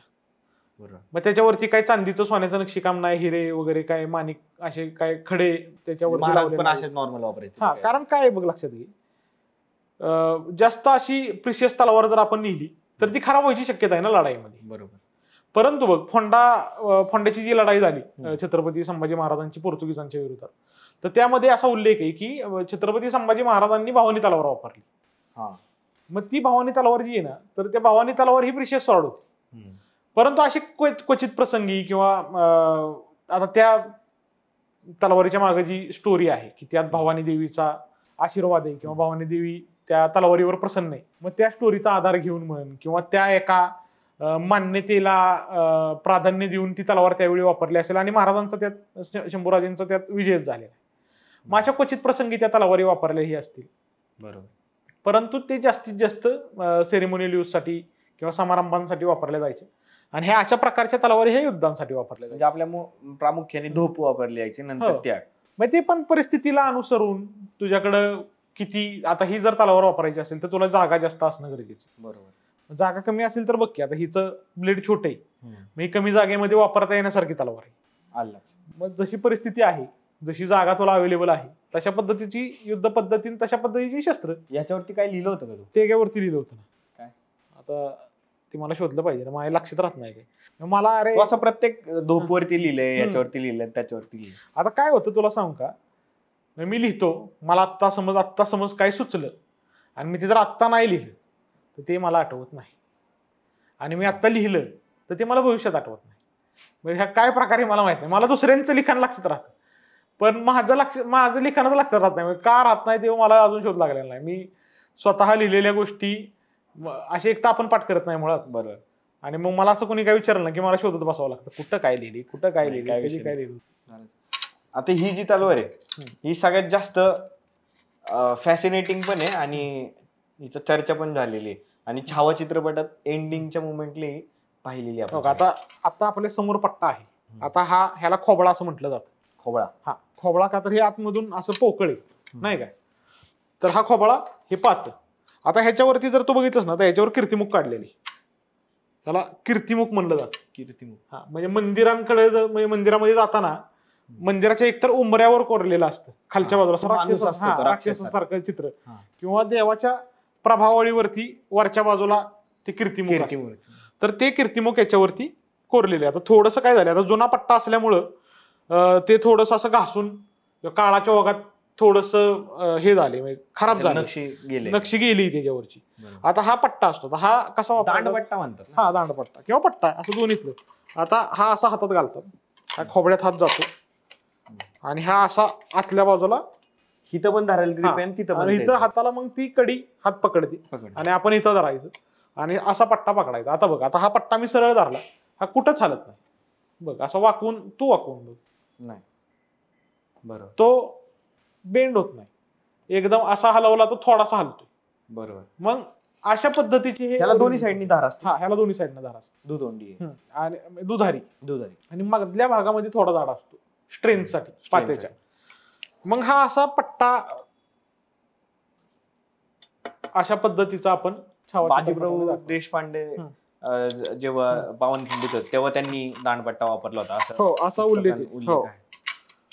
मग हे असे पट्टे, आणि हे तिकडं वार झेलण्यासाठी. हा, आणि वार झेलण्यासाठी म्हणण्यापेक्षा काय होतं, ह्याची जी ग्रीप आहे ना, म्हणजे ज्या पद्धतीने आपण हे पकडतोय त्या पद्धतीनुसार आपल्या हातात तो फिट बसावा, आपल्या हाताला स्टेबिलिटी यावी. आता बघ ना, आता जर फक्त वरच्या बाजूला धरला एवढाच आणि हा मागचा भाग जर लावला नाही आपण, तर ह्या पात्याच्या लांबीमुळं आणि ह्या धरायची पद्धत जी आहे त्यामुळे त्या हातावरती लोड येतो, मग हाताला पकडून ठेवतो, म्हणजे आपल्याला त्याचा लोड जाणवत नाही असं घातल्यानंतर. बरोबर. आणि हात पण प्रोटेक्ट होतोय, म्हणजे त्याचा सेकंडरी यूज तो पण होईल की हात प्रोटेक्ट तो होतोयच, पण तो पूर्ण आपल्या हाताशी एकरूप होऊन जातो. आता बघ ना, आता हा हाताचाच भाग झालाय ना माझ्या. ही तेव्हाची तलवार आहे. हो, ही जुनी. असं घातल्यावरती आणि जेव्हा लिहित असतील तेव्हा असं फील येत असेल ना की ही त्यावेळेस युद्धात वापरली हा होती ना, किंवा- ज्यावेळी असा हात लावतो ना आपण, आता मी माझ्या आता हातात आहे, काय वाटतं म्हणजे मी असं तो मला प्रश्न- असं म्हणजे शब्दात व्यक्त न करण्यासारखी भावना आहे, तुला खरं सांगतो. म्हणजे मला असं वेगळंच वाटतं की बाबा, असं ती फिलिंग असं अभिमानाचं म्हण किंवा असं सगळं मिश्र फिलिंग असतं की बाबा ह्यानं किती म्हणजे शत्रू मारले असतील, कसं कसे मारले असतील, काय काय दिवस हिनं बघितले असतील, मधल्या कालखंडात म्हणजे उपेक्षा पण बघितलेली आहे या शस्त्रांनी. तर मग कसा काय काय कालखंड बघून कसा कसा त्यांचा प्रवास आहे, म्हणजे शस्त्रांना पण प्रवास आहे, मग तो कसा झाला असेल असं मला असं वेगळं वाटतं. म्हणजे मी कधीही शस्त्राला हात लावल्यानंतर असं मला असं एक हे होतं, काय म्हणतो आपण त्याला, Emotional. असं हा, आणि असं फ्लॅशबॅक मध्ये जातो मी की काय काय ह्यानं केलं असू शकतं. बरं, त्या जर आपल्याला पर्टिक्युलर व्यक्तीबद्दल जर कळलं, आता रघुनाथराव पेशव्यांची तलवार हातात घेण्याचं भाग्य लाभलं. रघुनाथराव पेशव्यांनी आटकेपार झेंडे लावले मराठ्यांच्या साम्राज्यामध्ये. त्यांनी सुरुवातीच्या काळात मोठी कामगिरी बजावलेली रघुनाथराव पेशव्यांनी. तर त्यांची साताऱ्याच्या म्युझियम मध्ये तलवार आहे, तर ती तलवार हातात घेण्याचं भाग्य लाभलेली. म्हणजे महाराजांची घ्यायचं तर स्वप्न आहे माझ्या की बाबा छत्रपती शिवाजी महाराजांची तलवार हातात यावी आपल्या कधी ना कधी, नाही का, आपल्या त्याला स्पर्श व्हावा. आणि कारण हो त्या माणसाचा फील आहे रे त्या तलवारीत, त्या माणसाची त्या तलवारीनं रक्षा केलेली आहे, त्या माणसाला विजय मिळवून दिलेला आहे आणि सगळ्याच गोष्टी केलेल्या आहेत नाही का त्या व्यक्तीसाठी. मग तो फील वेगळा असतो, असा इतिहासात जातो आपण, असा पट्टा हातात घेतल्यानंतर असा. म्हणजे आता तू जो विषय काढला की बाजीप्रभूंनी कशी पट्टी चालवली असतील वगैरे, हे अशा सगळ्या गोष्टी डोक्यात येतात. महाराजांचं चित्र डोळ्यासमोर उभं राहतं की महाराजांच्या हातात पट्टी, किंवा एक महाराजांची एक कांचनबारीची लढाई नावाची एक लढाई की त्यामध्ये महाराजांचं असं वर्णन आहे की महाराज घोड्यावरती दोन्ही हातात पट्टे चढून, म्हणजे दोन्ही हातात पट्टे आणि घोड्यावर बसून लढतायत छत्रपती शिवाजी महाराज. मग तो असा एपिसोड डोक्यात येतो नाही का, की बाबा असं शस्त्र हातात आलं की. सो ही तलवार आठवली का तुला तो प्रसंग आठवतो? हो, तशी धोप तलवार जर हातात आली तर तुला काय आठवतं? धोप तलवार हातात आल्यानंतर पूर्ण मराठ्यांचं कर्तृत्वच येतं डोळ्यासमोर, कारण मराठ्यांनी त्याच तलवारीच्या जोरावरती स्वराज्याच्या सीमा आखल्या. आणि जे खरं तुला सांगू का, म्हणजे आता आज आपण इतिहासाला किंवा इतिहासाचा रिलेव्हन्स देऊन किंवा सगळ्या गोष्टी ऐतिहासिक वगैरे, पण मनात एक कुठंतरी ती एक भावनिक मुद्दा असतो. एक लक्षात घे, आपल्यातला कुठलाही माणूस म्हणजे मराठ्यांच्यातला किंवा मराठा इतिहासाचा अभ्यास करणारा किंवा महाराष्ट्रातला इतिहास अभ्यासक हा इतिहासाच्या क्षेत्रामध्ये फक्त छत्रपती शिवाजी महाराजांमुळे येतो. छत्रपती शिवाजी महाराजांच्या गोष्टी लहानपणापासून ऐकलेल्या असतात, व्याख्यान ऐकतो, गोष्टी वाचतो, ऐकत राहतो. मग त्याचं एक काय म्हणू आपण त्याला, ते चक्र डोक्यात फिरत राहतं. मग महाराजांवर अजून अभ्यास करू, अजून अभ्यास करू असं म्हणत म्हणत माणूस ह्या क्षेत्रात येतो. आणि मग नंतर वेगळ्या वेगळ्या वाटांनी, आता मी जसा शस्त्रांच्या अनुषंगाने अभ्यास करतो तसं काही लोक किल्ल्यांच्या अनुषंगाने अभ्यास करतात, काही लोक मोडी कागदपत्रांच्या अनुषंगाने अभ्यास करतात, पण त्या सगळ्यांची प्रेरणा एकच असते, महाराज. त्यामुळे आपल्या इतिहासाची जी गंगा आहे ती महाराजांच्या इथंच उगम पावते आणि महाराजांच्या तिथं जाऊन संपते. कितीही काहीही करा तुम्ही, कुठलेही एम्स्टरडॅमला जाऊन अभ्यास करा, ऑक्सफर्डला जाऊन डिग्री घ्या, ती येतं महाराजांपासूनच आणि ती जाऊन मिळतं पण महाराजांपेक्षा. भारी काटाला बोलताना अंगावर. ही शेवटची, आता ही वक्र धोप आहे, ही जी सरळ धोप मगाशी मी दाखवली ही वक्र प्रकारातली धोप आहे, जी प्रॉपर लढाईमध्ये वापरली गेली. हा, ही प्रॉपर लढाईमध्ये, सरळ धोपा पण लढाईमध्ये वापरले जायचे आणि ही वक्र प्रकारातली. आता काय होतं, वक्र सरळ जर तलवार असेल तर तिनं भोसकणे म्हणजे पिअर्सिंग नावाचा प्रकार आहे, हा सोप्पा आहे. आणि जर तलवार वक्र असेल तर त्यानं वार करणं सोपं असतं, म्हणजे घाव करणं अंगावरती. तर ही तलवार जर बघितलीस ना तू, तर ही ज्या पारंपरिक वक्र तलवारी असायच्या तर त्याहून ह्यांची वक्रता कमी, दडी सरळ पण नाही आणि दड वक्र पण नाही. मी ह्याला म्हणजे बघा, आता एक स्ट्रेट सॉर्ड झाली, स्ट्रेट ब्लेड, आणि कर्व ब्लेड झालं, ह्याला मी सेमी कर्व म्हणतो. आलं लक्षात? म्हणजे धड सरळ पण नाही, धड वक्र पण नाही, म्हणजे भारतीय तलवारींच्या कॉन्टेक्स्टमध्ये. म्हणजे ही पिअर्सिंगला वापरायला पण सोपी आणि वार करायला पण सोपी, असं त्या दोन्हीचा संगम आहे ही तलवार. म्हणजे मग बाकी सगळ्या गुणधर्म सेमच, म्हणजे तशी संरक्षक आहे आणि वापरायला पण तशीच आहे. तू याचा परवा मी तू लिहिलेलं काव्याचं मी स्टेटसला ठेवलं होतं की जेव्हा मर्दांच्या मनगटा तलवारांवरती उमटल्या जातात तेव्हा मग राष्ट्राचा उदय होतो. रणमर्दाच्या तळहातावरच्या रेषा शस्त्राच्या मुठीवर उमटल्या की राष्ट्राचा भाग्योदय होतो. बरोबर. म्हणजे थोडक्यात जेव्हा तलवारी हातात घेतल्या गेल्या तेव्हा मग राष्ट्राचा उगम झाला.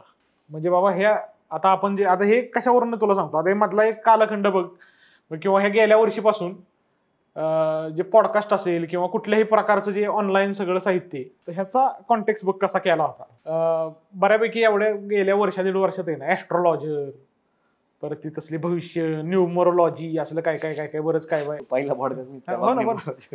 हा ना, मग असू दे, ते त्यावेळी हेच होतं, काय म्हणतो आपण त्याला, अजून पण तेच आहे. मग ते बघून बघून खरं मला हे सुचलं होतं की बाबा रणमर्दाच्या तळहातावरच्या रेषा ज्या आहेत त्या जर शस्त्राच्या मुठीवर उमटल्या तरच राष्ट्राचा भाग्योदय होतो, असं थोडंसं ते ऍस्ट्रॉलॉजीवाल्यांच्या पर्स्पेक्टिव्हनं घेतलं होतं मी त्यावेळी.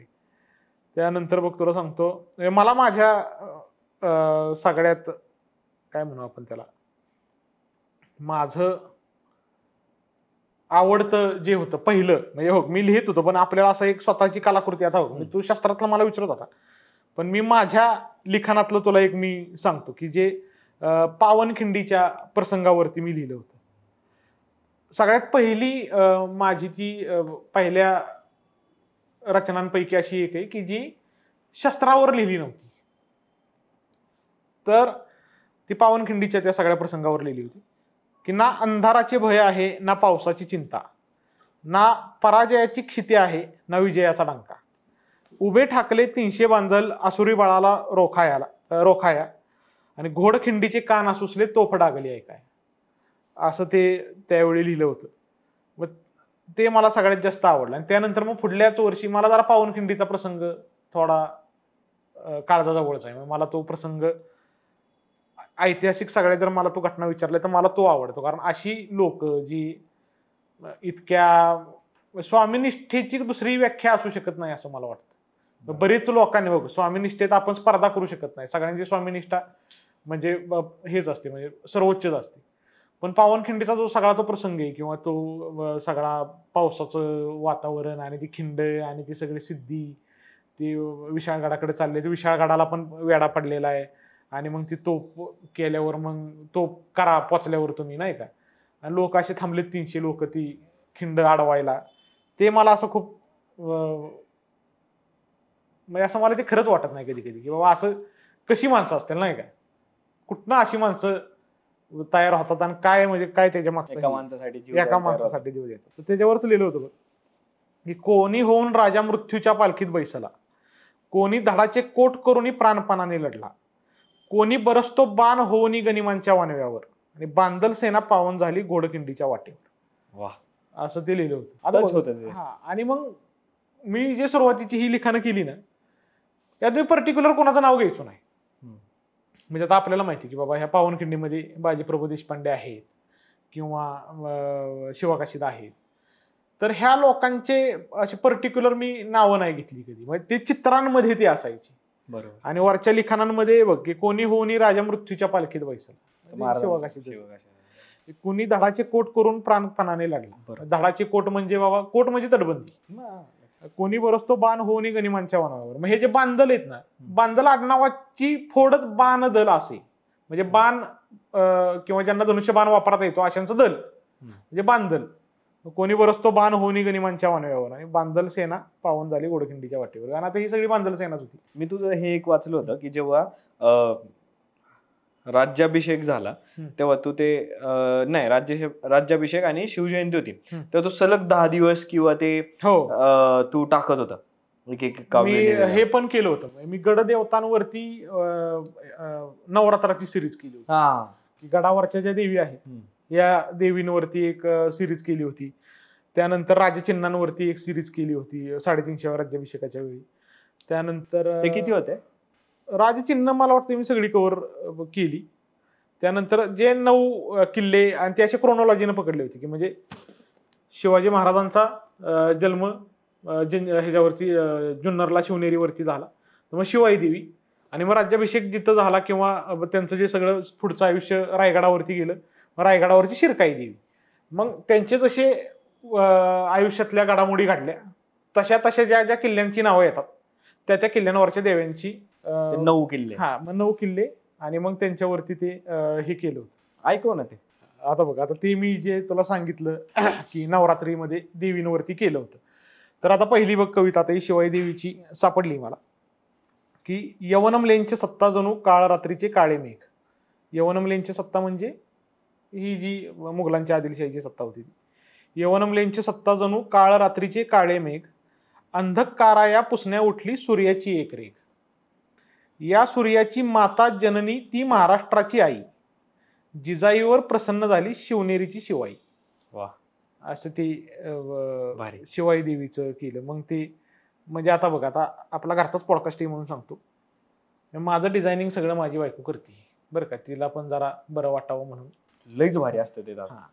मग ती म्हणजे माझ्या पहिल्या पोस्ट म्हणजे तिनं मला वॉलपेपर तयार करून देण्यासाठी पहिली पोस्ट तयार केली होती की मोबाईल नवीन घेतला होता, मोबाईलला वॉलपेपर ठेवा ह्या हिशोबानं मला तिनं पहिली पोस्ट दिली होती.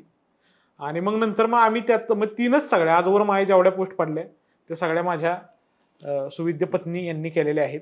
वहिनी एक नंबर, मला लय आवडतात. म्हणजे मी तुला ते आत्ताच एक ती पोस्ट दाखवणार होतो की तुम्ही नंतर जाऊन बघा की तू एक लिहिली आहे त्याच्यावर जे डिझाईन केलं होतं ना, रणांगणात स्वाभिमानाचा तेजाने लकाकणाऱ्या शमशेरी राजवाड्यातील राजकारण्यांनी गंजून जातात. आणि तो फोटो टाकला असं की गंजलेली गंजलेली पाहते. पात. हे लय डीप आहे आणि हे लिहिलंय पण लय भारी की राजकारणामुळे आपल्या तलवारींना गंज लागला, जे मग तेच शौर्याच्या जे लखलखत होत्या. मग हो तेच काय होतं माहितीये तुला सांगतो, ललित लिखाण जे आहे किंवा ह्या अशा काव्यमय गोष्टी असतील किंवा काय, यानं लोकांना त्यातला इंटरेस्ट वाढतो.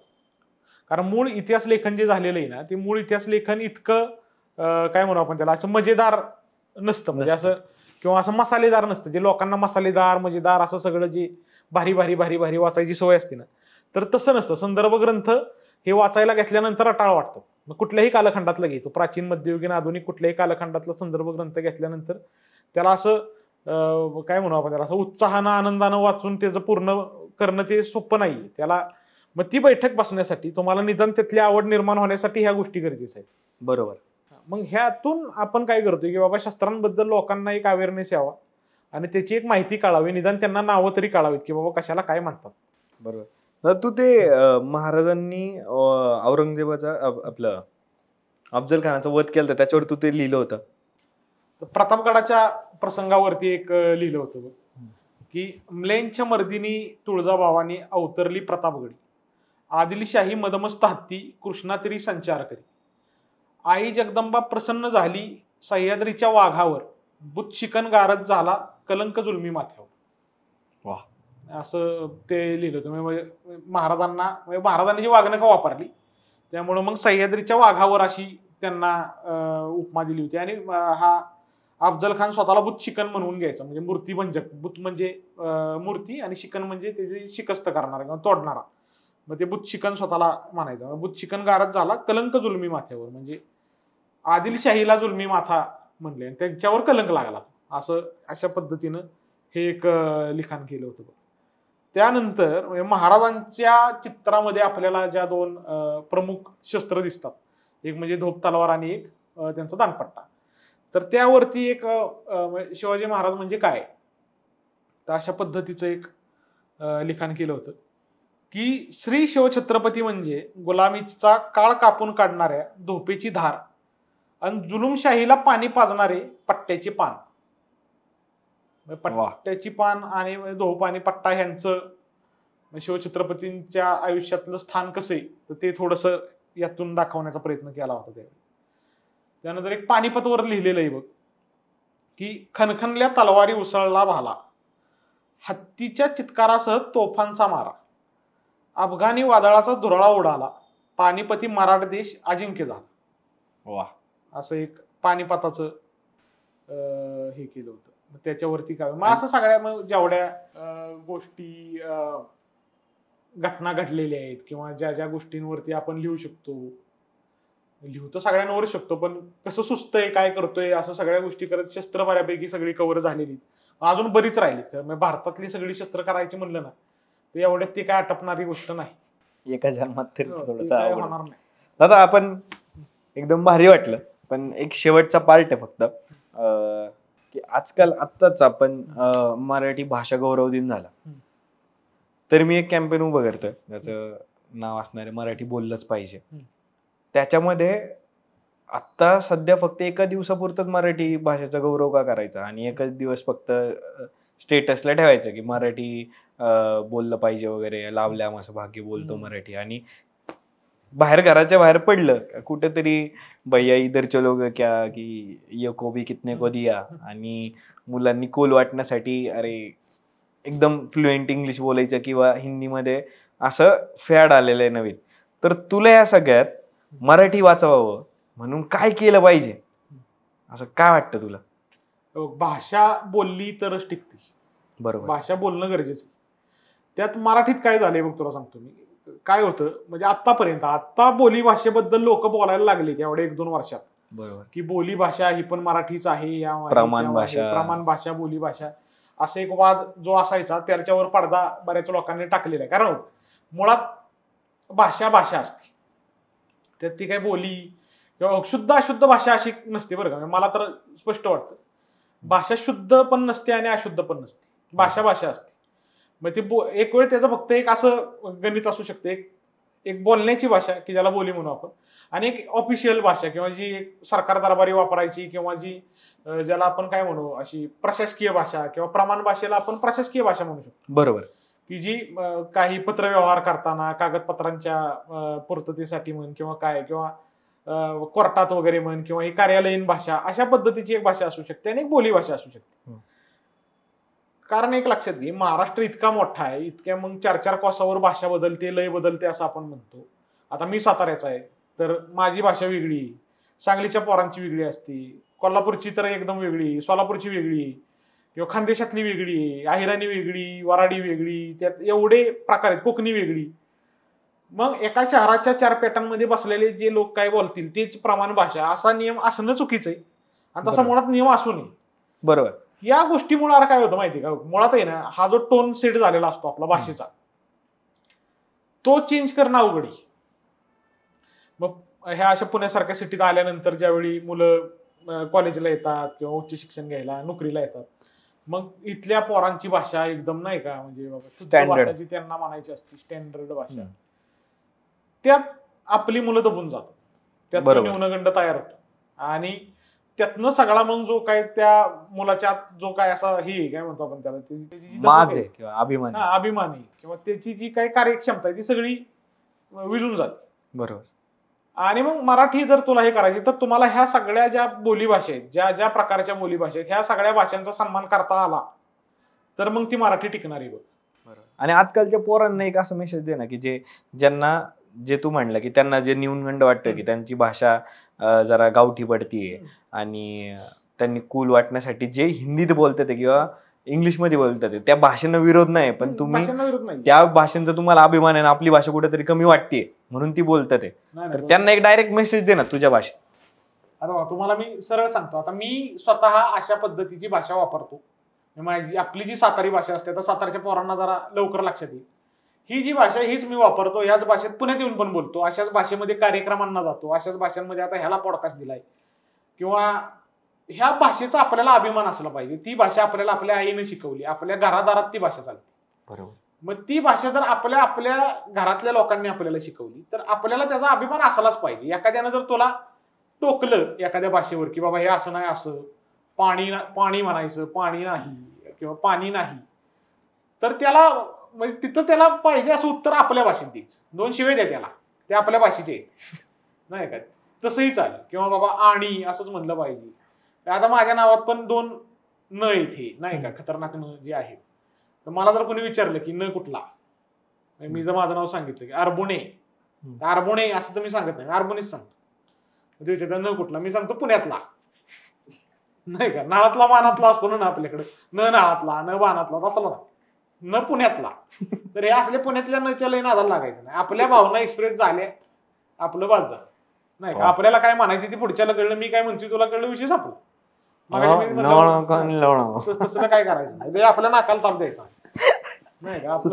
आपल्या तोंडात दम तेवढाच ठेवायचा, नाकालाही त्रास द्यायचा. वा, थेट मेसेज दादाकडून आलेला आहे, त्याच्या भाषेत आलेला आहे तो खरंच भारी वाटला.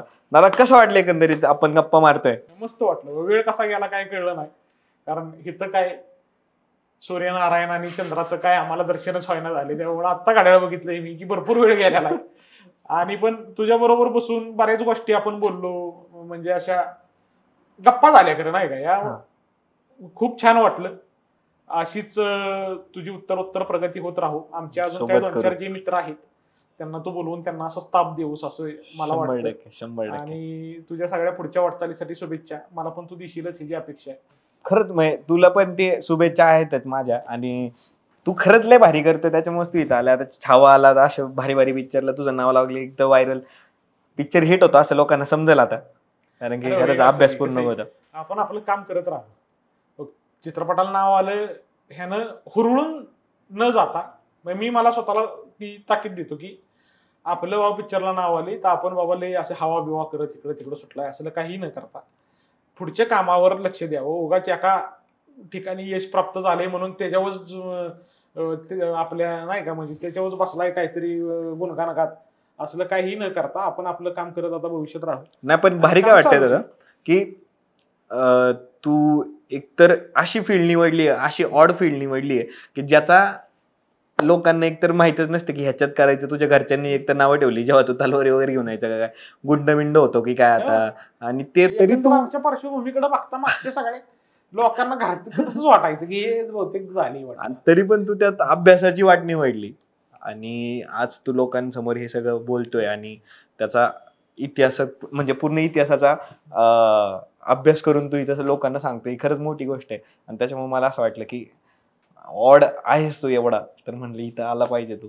तर तुला कसं वाटलं एकंदरीत सगळ्या, तुला असं वाटलं होतं काय सुरुवातीला येताना की अशी गप्पा होतील किंवा काय? नाही, मी अशा गप्पांची तर काय अपेक्षा नव्हती ठेवली बाबा एवढ्या अशा गप्पा होतील नाही का, एवढ्या अशा काय म्हणू आपण त्याला दिलखुलास गप्पा होतील किंवा मला असं वाटत होतं काहीतरी 4 प्रश्न विचारतील, मी 4 उत्तर देईन घरी जाईन असं मला वाटत होतं. पण तसं काही नाही झालं बाबा. आपण विषयाला विषय वाढत गेले, बऱ्याच गोष्टींवर बोललो आपण, इकडनं तिकडनं फिरून शेवट आता शेवटाकडे आलेलो.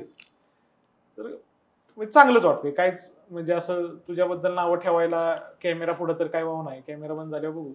चालत नाही, माझ्या कॅमेरा समोर ठेवले तरी काय विषय नाही असा.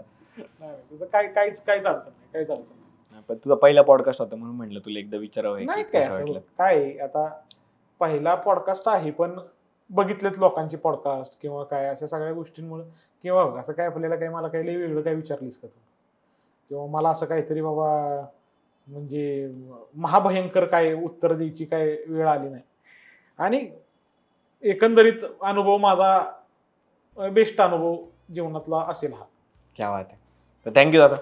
असं करू आपण सोबत काहीतरी हो. आणि जे करतोय ते करत राहा. फक्त ते जे लिहितोय ते आता व्हिडिओ स्वरूपात पण येऊ दे म्हणजे अजून लोकांना भारी तो पण विचार आहे आता करूया हळूहळू. येस, तुमच्या 100% मदतीने चालेल. आपण असं पाणी पितो आम्ही लोकांना चेंज बिस्किट